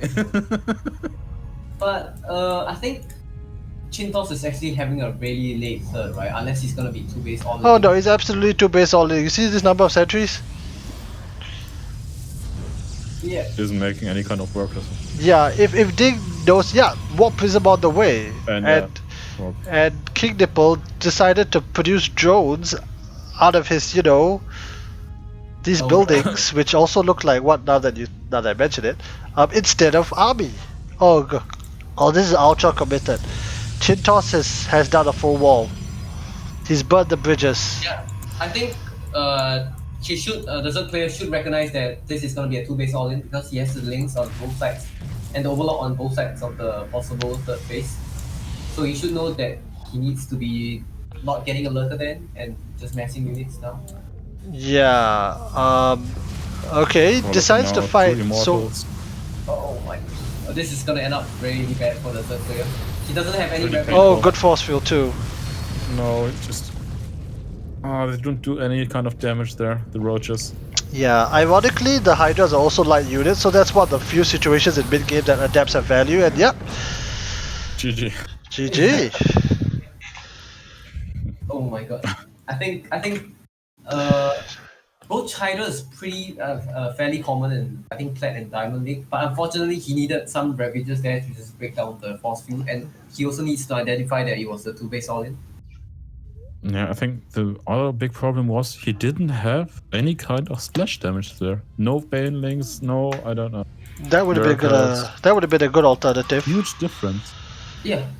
Although Ding or Chintoss had an insane number of force fields available. Yeah, of course, but I think they are often, or the whole Protoss army was so clumped up the whole time. It wasn't really splitted or anything. It just was moving. The typical Protoss way, of course, but okay. A bit of splash damage would help. Yeah. Okay. Tell you what. I think. Okay. Nameless, I know you said a few other replays. I think I'm gonna save that for now. Yeah, sure. Okay, because we've already been here. Me and Jimmy have already been here 3 hours. Let's do the grand finale, and then call it a night. Yeah, sure. Nameless, did I tell you what the grand finale was? FFA, right? Oh yes. The Beast of the Hill FFA. Oh, I need to change the Beast of the Hill FFA because I have no idea what happened on the other side of the map. Okay, wait. Let me pick everybody that was involved. Oh, sorry. Sorry? You need to invite me again, please. I think I oh, okay. That's fine. Misclicks happened. Wait, I need to change my observer overlay. Because WCS does not work for FFA. Oh, okay. So if you're watching on WCS, you need to swap it back to default. Okay, so that's who was there? Dark, Saiko, Nameless, Crested. Who else showed up? Let's see. Crested, Dark, B, Saiko. Oh, Scruffy, right. Basically, what we have sometimes, we have these community play sessions where people mostly from the Singapore side come and play. And just so happened we had enough people. We said at final item, hey, let's do a FFA. Beast of the Hill FFA. I apologize to anyone watching. We are almost certainly gonna get a lot of frame drops. Like think about it. There's 6 players. When the game starts, how many workers are there gonna be? 4 maybe? I don't know, 10? No. There's 6 players, right? When the game starts, there are already gonna be 72 SCVs, 72 workers on the map the moment the game starts. Oh god. Oh god. Alright. Okay. Let's do this. Spawning in the 1, 2, 3 in the 2 o'clock position. The Protoss player, it is Crested. Spawning in the 4 o'clock position. The Zerg player Scruffy. 5 o'clock, his neighbor. The highest... Saiko. Yes, Saiko, by the way, has the highest MMR of this group.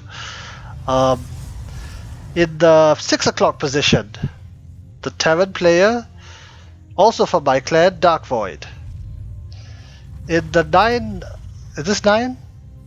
No, It's rather 10. yeah, in the 10 o'clock 11. position, getting the luckiest spawn, it's me, Redgunnerguy. In the... Chance. Oh, okay, there's a reason for that. And finally, in the 1 o'clock position. Oh! I It's one and remember. only. No, I remember. He forgot to change his race. It's Nameless. Because Nameless is a Zerg player. He misclicked, he didn't change his race in the FFA. Because before this, we were playing like random. We were playing like. Yeah, Nameless, why are you Terran? Explain. I'm playing Terran on purpose because Zerg sucks in FFAs. Ah, yeah, sure. That's not how I remember it, but No, yeah, because usually with Zerg, we just want to trade. Usually Zerg trades very inefficiently. okay.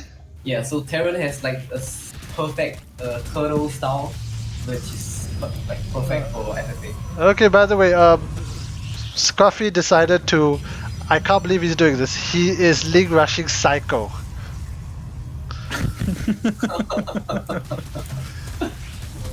He is league rushing Saiko. Which is kind of insane because if he had league rushed anyone except Saiko, I think Scruffy would be fine. But he league rushed Saiko. Yeah, but I think he's doing really well. It just puts Saiko so behind right now. And in the And the beat. queen is coming as well. Okay, by the way. Slow, but okay. Okay, by the way, while this skirmish is happening, something important that I need to impress to the viewers. This is not just FFA, this is FFA Beast of the Hill. The way you win is that you need to control the center when the time runs out. So you can see a little timer up here. In addition to that, whoever controls the center point gets additional resources. But minerals only. So Nameless, if the time would end right now, Nameless would win right now, what? Yes, he will get a point, first to 3 points win. Let's see how this That's a cool fight is. concept. Yeah, it doesn't look like Scruffy can break this. There are too many shoe batteries. Where's Scruffy? Brenda, what are you doing there? Yeah, thankfully there's nothing else to kill the queen, but there's nothing at home if Scruffy... Okay, Scruffy dives for the center, and he's gonna get the middle income, but if 2 Adept shade into his... Okay, then again, if 2 Adept shade into his main, then he'll recall the links. So right now I am fighting with Scruffy for the center, and even though I had this bunker... Too many links. Yeah, too many links. But here's the thing, like, Scruffy is wasting his links on me. His neighbor is probably more than a little... Oh, by the way, Darkvoid the Terran dives into Saiko's base, but it's gonna get out. Like, this is why I wanted to cast this FFA. Like, I only had vision of me, like, in the corner. I had no idea what Scruffy was doing. Okay, so Nameless, what are your thoughts in FFAs? I think especially on this map, I think it's good to just play like really totally death bomb compositions. Okay. Yeah, because if you secure the front, the center, the red dot, you get extra minerals, right? Yes. Yeah, so I think like just building up a very complex death bomb composition is just really good. In my Okay. opinion. By the way, it's also possible for anyone who wants to play this mode. This mode is called Beast of the Hill. There's several maps. It's actually possible to change the amount of minerals you get from the center. You could literally put it at 1,000 minerals a minute. Okay. Okay, in this game I think we just left it to default, and I don't know what the default actually is. Okay, Darkvoid are gonna attempt to contest the center. He's actually gonna get it! Yeah, Darkvoid wins the round. He has now 1 point out of 3. By the way, if you're actually playing this game mode, you will see the scoreboard on the side. But we can't see it in replay. Oh, Nameless! The Liberator harassed the Crested. Yeah. 5 kills. It's pretty funny how, because I think I told Crested to just let my Liberator live so I could harass the guy below him instead. And yeah, he agreed to that. So I went down and harassed Scruffy with the liberator. Yeah. Of course, no cooperation, right? It's FFA. Everyone against everyone, right? It's as much cooperation as you want. Okay, so here's the thing. When we were playing this, everyone was in a Discord server. So it's up to you whether you want, because again, the guy that you make an alliance with now could very well turn on you, and you're gonna have a bad day. Yeah. Okay. So, I think what I told Crested was, if I actually get damage onto the player below him, he's actually gonna be it's gonna be a win-win situation because he has one less opponent to play with. So yeah, thankfully it worked out and I got quite a lot of damage. Yeah, but at the same time, Scruffy's... 14 kills. Yes. Oh my god, your liberator. And now it's dead. At the same time, Scruffy is also in a tough position because his neighbor is Saiko. Okay, he's gonna attempt a link run by. There's also skirmishing in the center between Darkvoid and Saiko, but Saiko's gonna recall. Oh, Saiko can trap this army. Wait, what do you build there? I see the Yamato cannon. Wait a minute. Yeah, so okay, story time.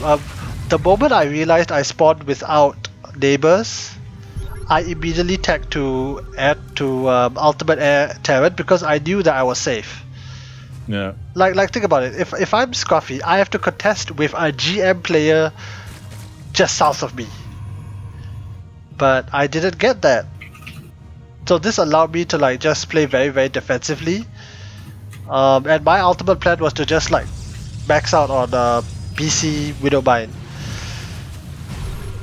Cause see, here's the thing, like Darkvoid, Crested, Nameless, our forces are basically untouched, but Saiko and Scruffy are still duking it out for that little...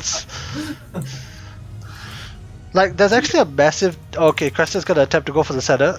There's actually a massive difference when you're playing FFA Beast of the Hill with 8 players and anything less. Because if you're 8 players, it means that every single spot is used. If it's anything, and literally anything less, one player immediately has a random advantage. Yeah, makes sense. Okay, Saiko retakes the center from Scruffy. Scruffy actually retreated north and ran straight into Nameless's tanks. Yeah. Oh yeah, and if you realize, I actually have tanks like right below Crested's ramp. So if he wants to go down the ramp, he has to pay a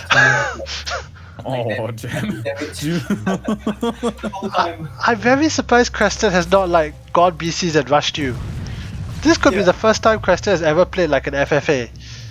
Yeah, I think like after I realized that he was actually paying like a toll whenever he comes down the ramp, I gave him I think I moved back my tanks afterwards. That's nice of you. Meanwhile, Darkvoid and Saiko are fighting tooth and nail for the center. Oh. All the Marines. Yeah. Oh, Crested has joined the fray, but Saiko wins the round. Wow. Okay. So it looks like there's a bit of a lull. Okay, something important to note. There actually is a hierarchy. For example, if a worker and a DT are both on the spot at the same time for 2 separate players, the worker gets the point. Oh, okay. There's this semi-complicated hierarchy of what takes priority. And okay, Nameless has taken the center. He's driven away the single Darkvoid Marine. Saiko, however, is pushing in. A new contender has he's going after Darkvoid. Oh, this Stalker army is in between a northern Terran and a southern Terran. Well, now I gotta say, Nameless, the way you're sieging up Crested. Yeah, he has to wait. He has to make. So annoying for him. It must be so annoying. I think he was complaining every time he walks down the ramp. For good reason too. Like I had no idea any of. Okay, at the same time, Saiko is still duking it out with Scruffy. Darkvoid, but both me and Darkvoid are relatively untouched, except for one stupid liberator from you. Same. 4 kids. Yeah, and I really like how Saiko has like observers on the map, so he could observe what is happening. Yeah, what is Saiko's vision? Yeah, I think he has quite a bit of vision, right? Yeah. Oh no, Saiko's actually doing a zealot run by into Darkvoid's base. Oh. But it got shut down pretty much. I don't know, Darkvoid's still taking quite a few losses here and there. Yeah, Nameless actually gets one of the observers from somebody. Okay, 1 more minute. Now the center becomes an issue. Oh, here comes the turtle style.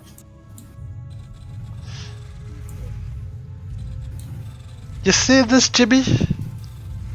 This is the kind of things that become a legitimate strategy in FFA. Yeah, then that was why I play Terran. Okay. All because of these. I have to say, it's quite different and interesting, to be honest. Yeah, Scruffy's actually attempting to knight us. Wait, no, Scruffy's dead. Well, Scruffy actually wanted to knight us Crested, but he's gotten like completely shut down by Saiko. Crested paid a toll again, going up the ramp. No, Yeah, to try and defend his base. Because the Zerg attack, the problem is that, okay, so Nameless wins this round with a Marine. But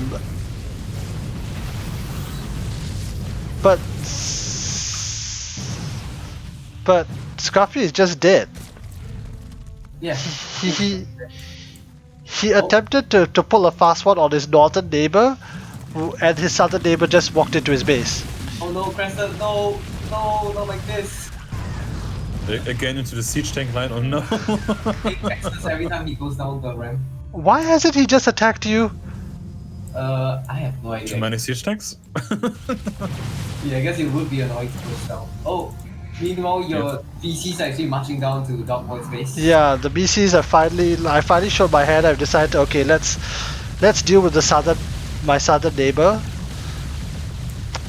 Oh, sniping the 3-3 as well. Oh god. Yeah, he built it there, so I'm able to shut that down. So huge. In the meantime, we're seeing the final moments of Scruffy as he's dying. And bye bye. Oh wait, did I just jump into the main? That might have been a mistake. No. Yeah, I'm actually trading up pretty good. Somehow. Yeah, Okay. because not able to do any kind of damage, really. Yeah, and actually this map has insane dead space. This is clearly like a Wings of Liberty Wings of Liberty map. And at this point I know I dive in again because I'm like, no, I gotta try and like stop Darkvoid from getting up to BCs himself. Okay, here's the thing. Darkvoid is Masters 1. And I know this. So I'm not gonna give him a fair fight. We call it fair. We call it fair. Yep, the next round is in 1 minute.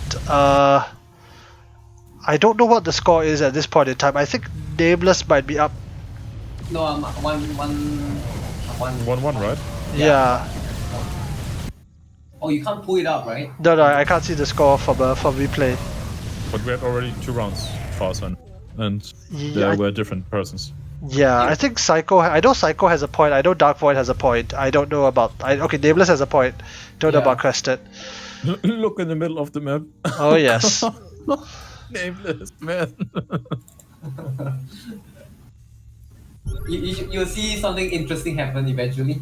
On the Yes. I was like looking at, I don't know, first was Scruffy, he was killed, and I was looking down bottom because of the Battle Cruiser, and the whole time you're just setting up your whole base in the middle. Yeah, And I don't was know. Like, wait a minute. I don't know what Crested is doing. Crested is floating like so much money, and he's not making anything outside of gateway units.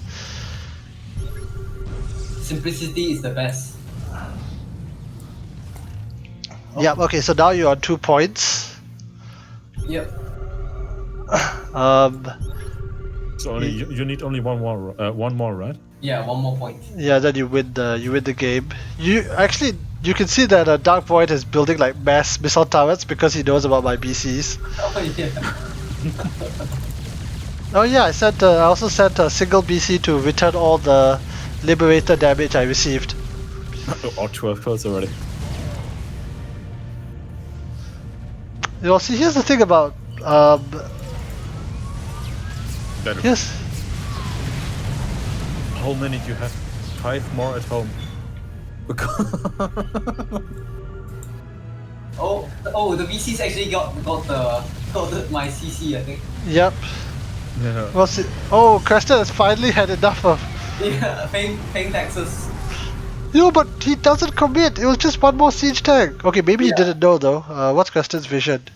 I think he just wanted to clear the tanks there so he could move around the rim. Yeah, Without losing the whole army there. I don't understand why he hasn't like attacked you and like destroyed everything you own at this point. We were on like a peaceful terms. I don't know. The terms favor you a lot more than him. Peaceful. You call it peaceful. Yeah, I did move the siege tank back eventually though, but I don't know where was It it. really looked as if he cleared out the siege tank as opposed to that.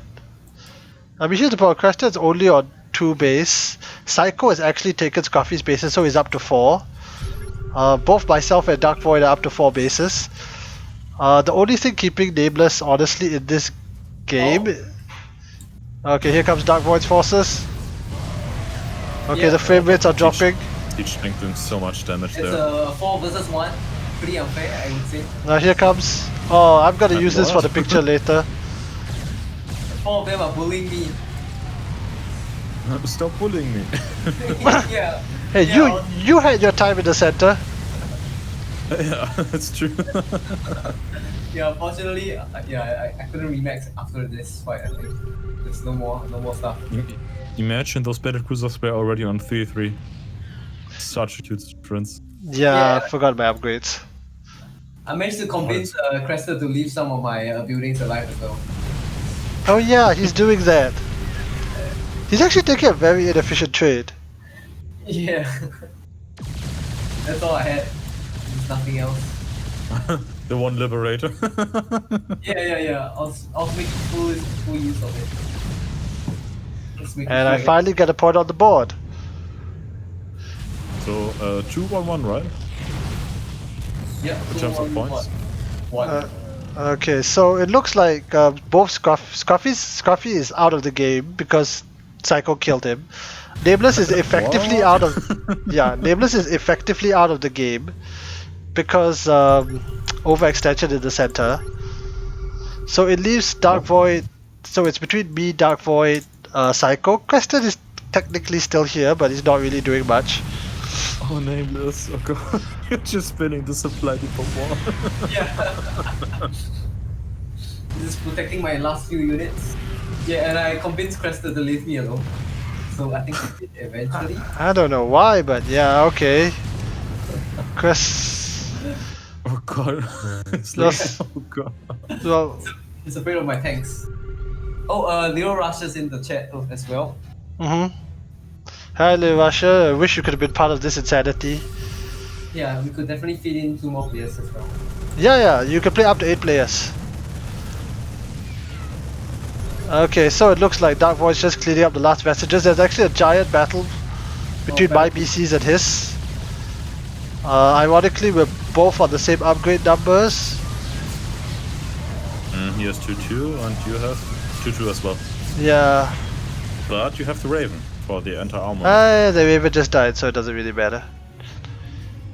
Darkvoid is still holding the center. The problem is that I felt that if Darkvoid still has like a strong BC force, I can't really like jump on it. I don't really need to at this moment anyway. Now I watched Nameless again. Supply depot. It's the double supply depot wall. Why aren't you built? Tries to make a labyrinth. So they move around there. Yeah, I don't know what's going on. Oh yeah, another BC hit squad is going after one of my BC hit squads. Okay, but here's the thing. In the center, it's not me that's the problem, it's Saiko. Oh, by the way, everyone has vision of the center, so I know this fight is happening if I'm paying attention. So you could blink in, right? Yeah, I could have.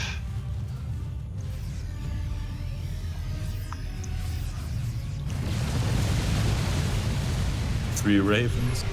Yeah, I didn't know if I could like really commit into this fight, because the other thing I was somewhat confident was that if I was able to just wait it out, I think I could win, because I've done more economic damage to Darkvoid. And to be fair, Darkvoid is also still fighting Saiko. Okay, so... And Nameless fighting himself. By the way, It's LeoRusher, if you're in chat, let me know if you've ever played this before. This is its own mind-bending experience in its own right. Yeah, meanwhile I'm long distance mining with mules. Yes. Wait a minute. Okay, so now it's a bit of a wait. I'm starting my own mass missile tower and move forward. Actually, should have engaged earlier. Okay, so Crested probably moved forward, saw all these BCs, and then decided to no part of there. Because Crested. I realize you're the most efficient player here. You have so much money that banked up that you could actually just remake your army twice, right? I guess, or once. Yeah, that's true. A couple of times, yeah. So I think you're actually in a really good position. Yeah, well that's the thing. The moment once I knew I was lucky enough to not have any neighbors, I immediately took those bases, and I kept my BCs as hidden as long as possible. Oh, this. Oh, hi, Crested. Hello. Yes. Hello. Hey, we're tuning in just in time to see your army run away from Darkvoid. Yes. Oh, this is past me destroying Nameless. Yeah, this is past you destroying it. Why did you let him live so long? Because he had a lot of tanks. He had too many tanks. Yeah. And he bullied. Okay, so by the way, I'm taking a terrible fight here because I don't Yamato in time. Yeah, but you can remake it. Have so much. Well, yeah, that's the resources irony. I could actually remake. Oh my god, your bank. Yeah, everyone else is broke. Not just the map being so small, the middle only gives minerals as bonus, not gas. By the way, I would like to tell everyone that Crested is the one who chose this stupid map. I didn't know! I didn't know! It's all his fault. He's the party leader. Yeah, no. So- It was pretty bad to pick this map.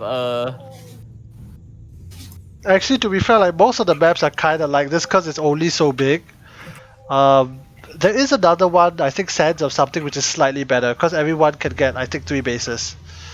But here it's maximum of 2. Here it's everyone gets 2 bases, and if you try to engage, if you try to move down your ramp, you may get tank siege by your opponent. Yeah.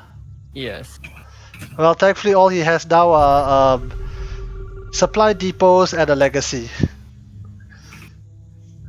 Okay, so Crested, since you're the new person, what was your thoughts at this point? What round is it? You just won a point. Oh, I snuck in a point there.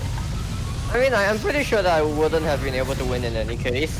Of course, my whole army was ground and it had like a ton of probes in it, but you just can't fight against the BC. So the most, like, literally all you could do would be to like try to sneak in, move into the ground army as the timer ticked down.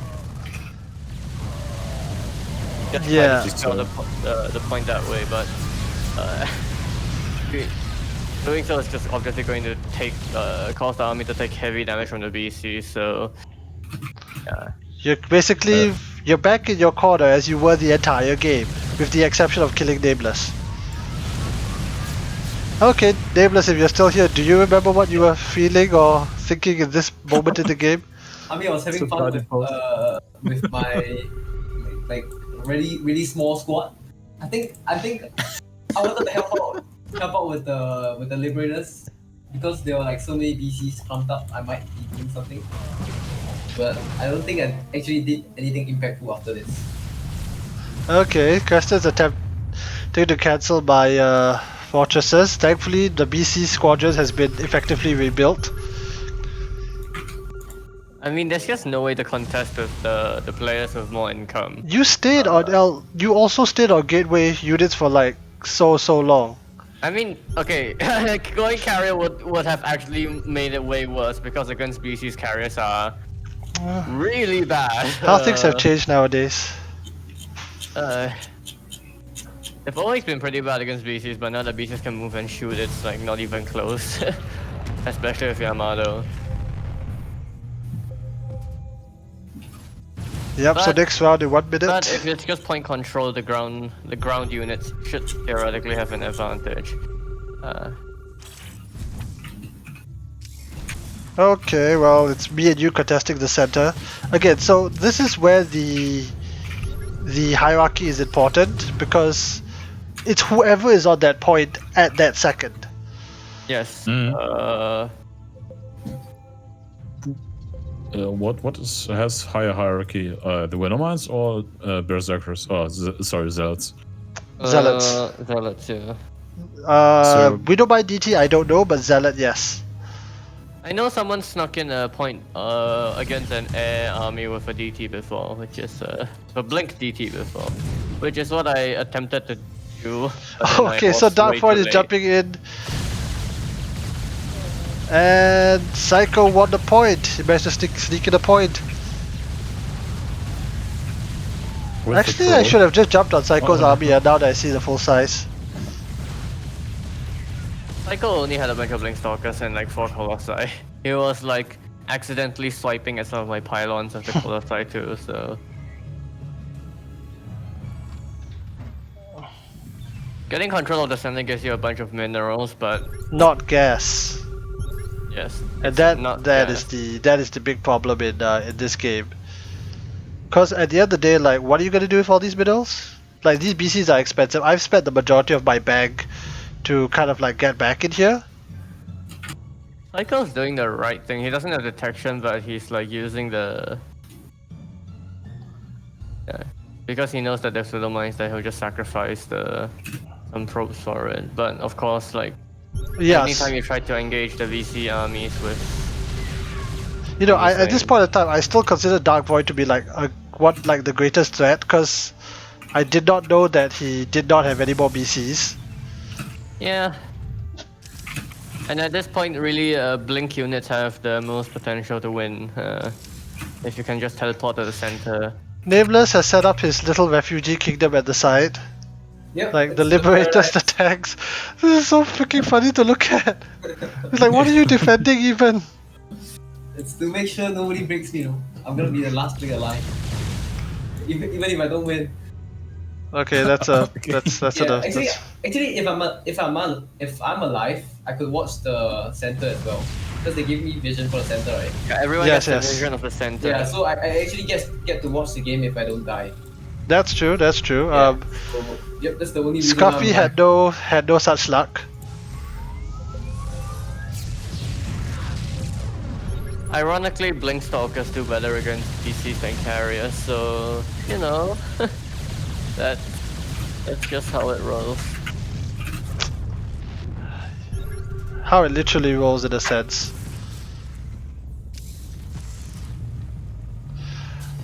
Alright, here comes the next round. Crested is attempting to harass a command center. He gets it, although it doesn't really matter to me.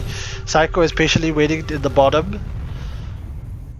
I'm trying my best to fortify the position. I probably should have fortified it more than this. I'm long distance mining the gas because gas is kind of what matters. You already have control of the center anyway, so you are in no rush to get gas. Next round in 5 seconds. Oh, and with that, Saiko wins the point because he brought the workers. Yes, probe has priority. See, so that's the key of this mod. If a worker and a BC are both there, the worker gets the point. Yeah, but you're gonna need to bring like a lot of stuff to soak the BC shots. Well, that's exactly what Saiko did, and with that, he won the FFA. Yeah. GG Robot.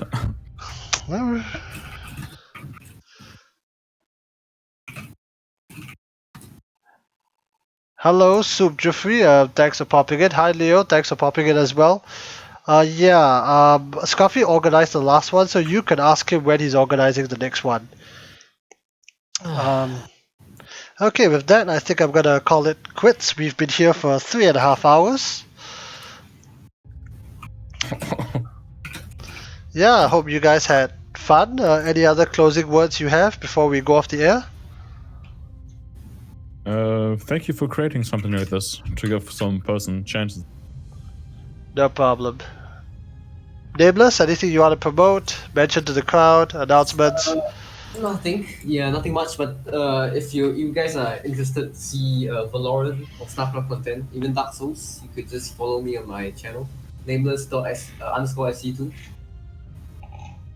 Okay, I'll try and put that in the Twitch chat right now. I don't have it on hand. Okay, Crested, you just got here, but since you're here, yes, anything you want to promote? Don't worry about it. I don't deserve to be promoted for hopping up for the last 5 minutes anyway. And you're going to see me in 2 days, so Yes, yes, I am. What's the big deal? Okay, so that leaves it back to me. I've got quite a bit to promote.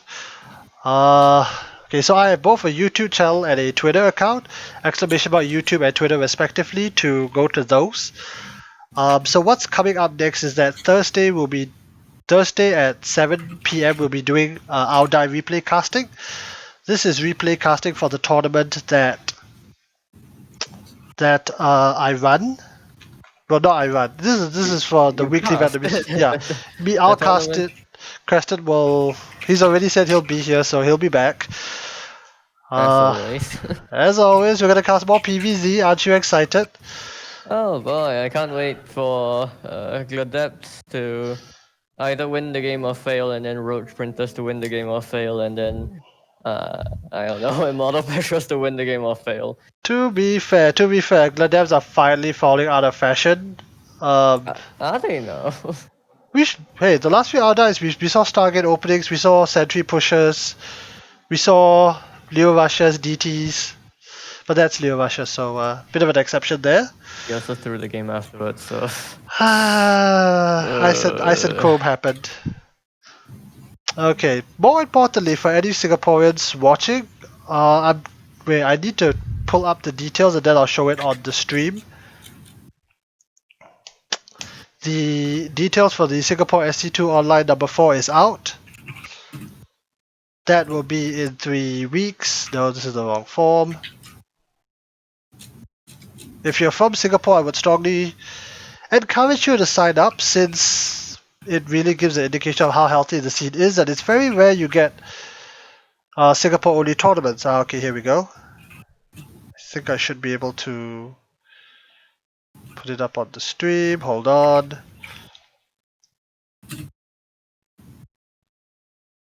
There.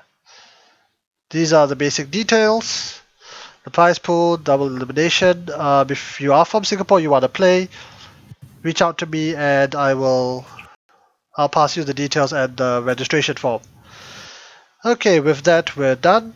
Thanks, first of all, Jimmy, for coming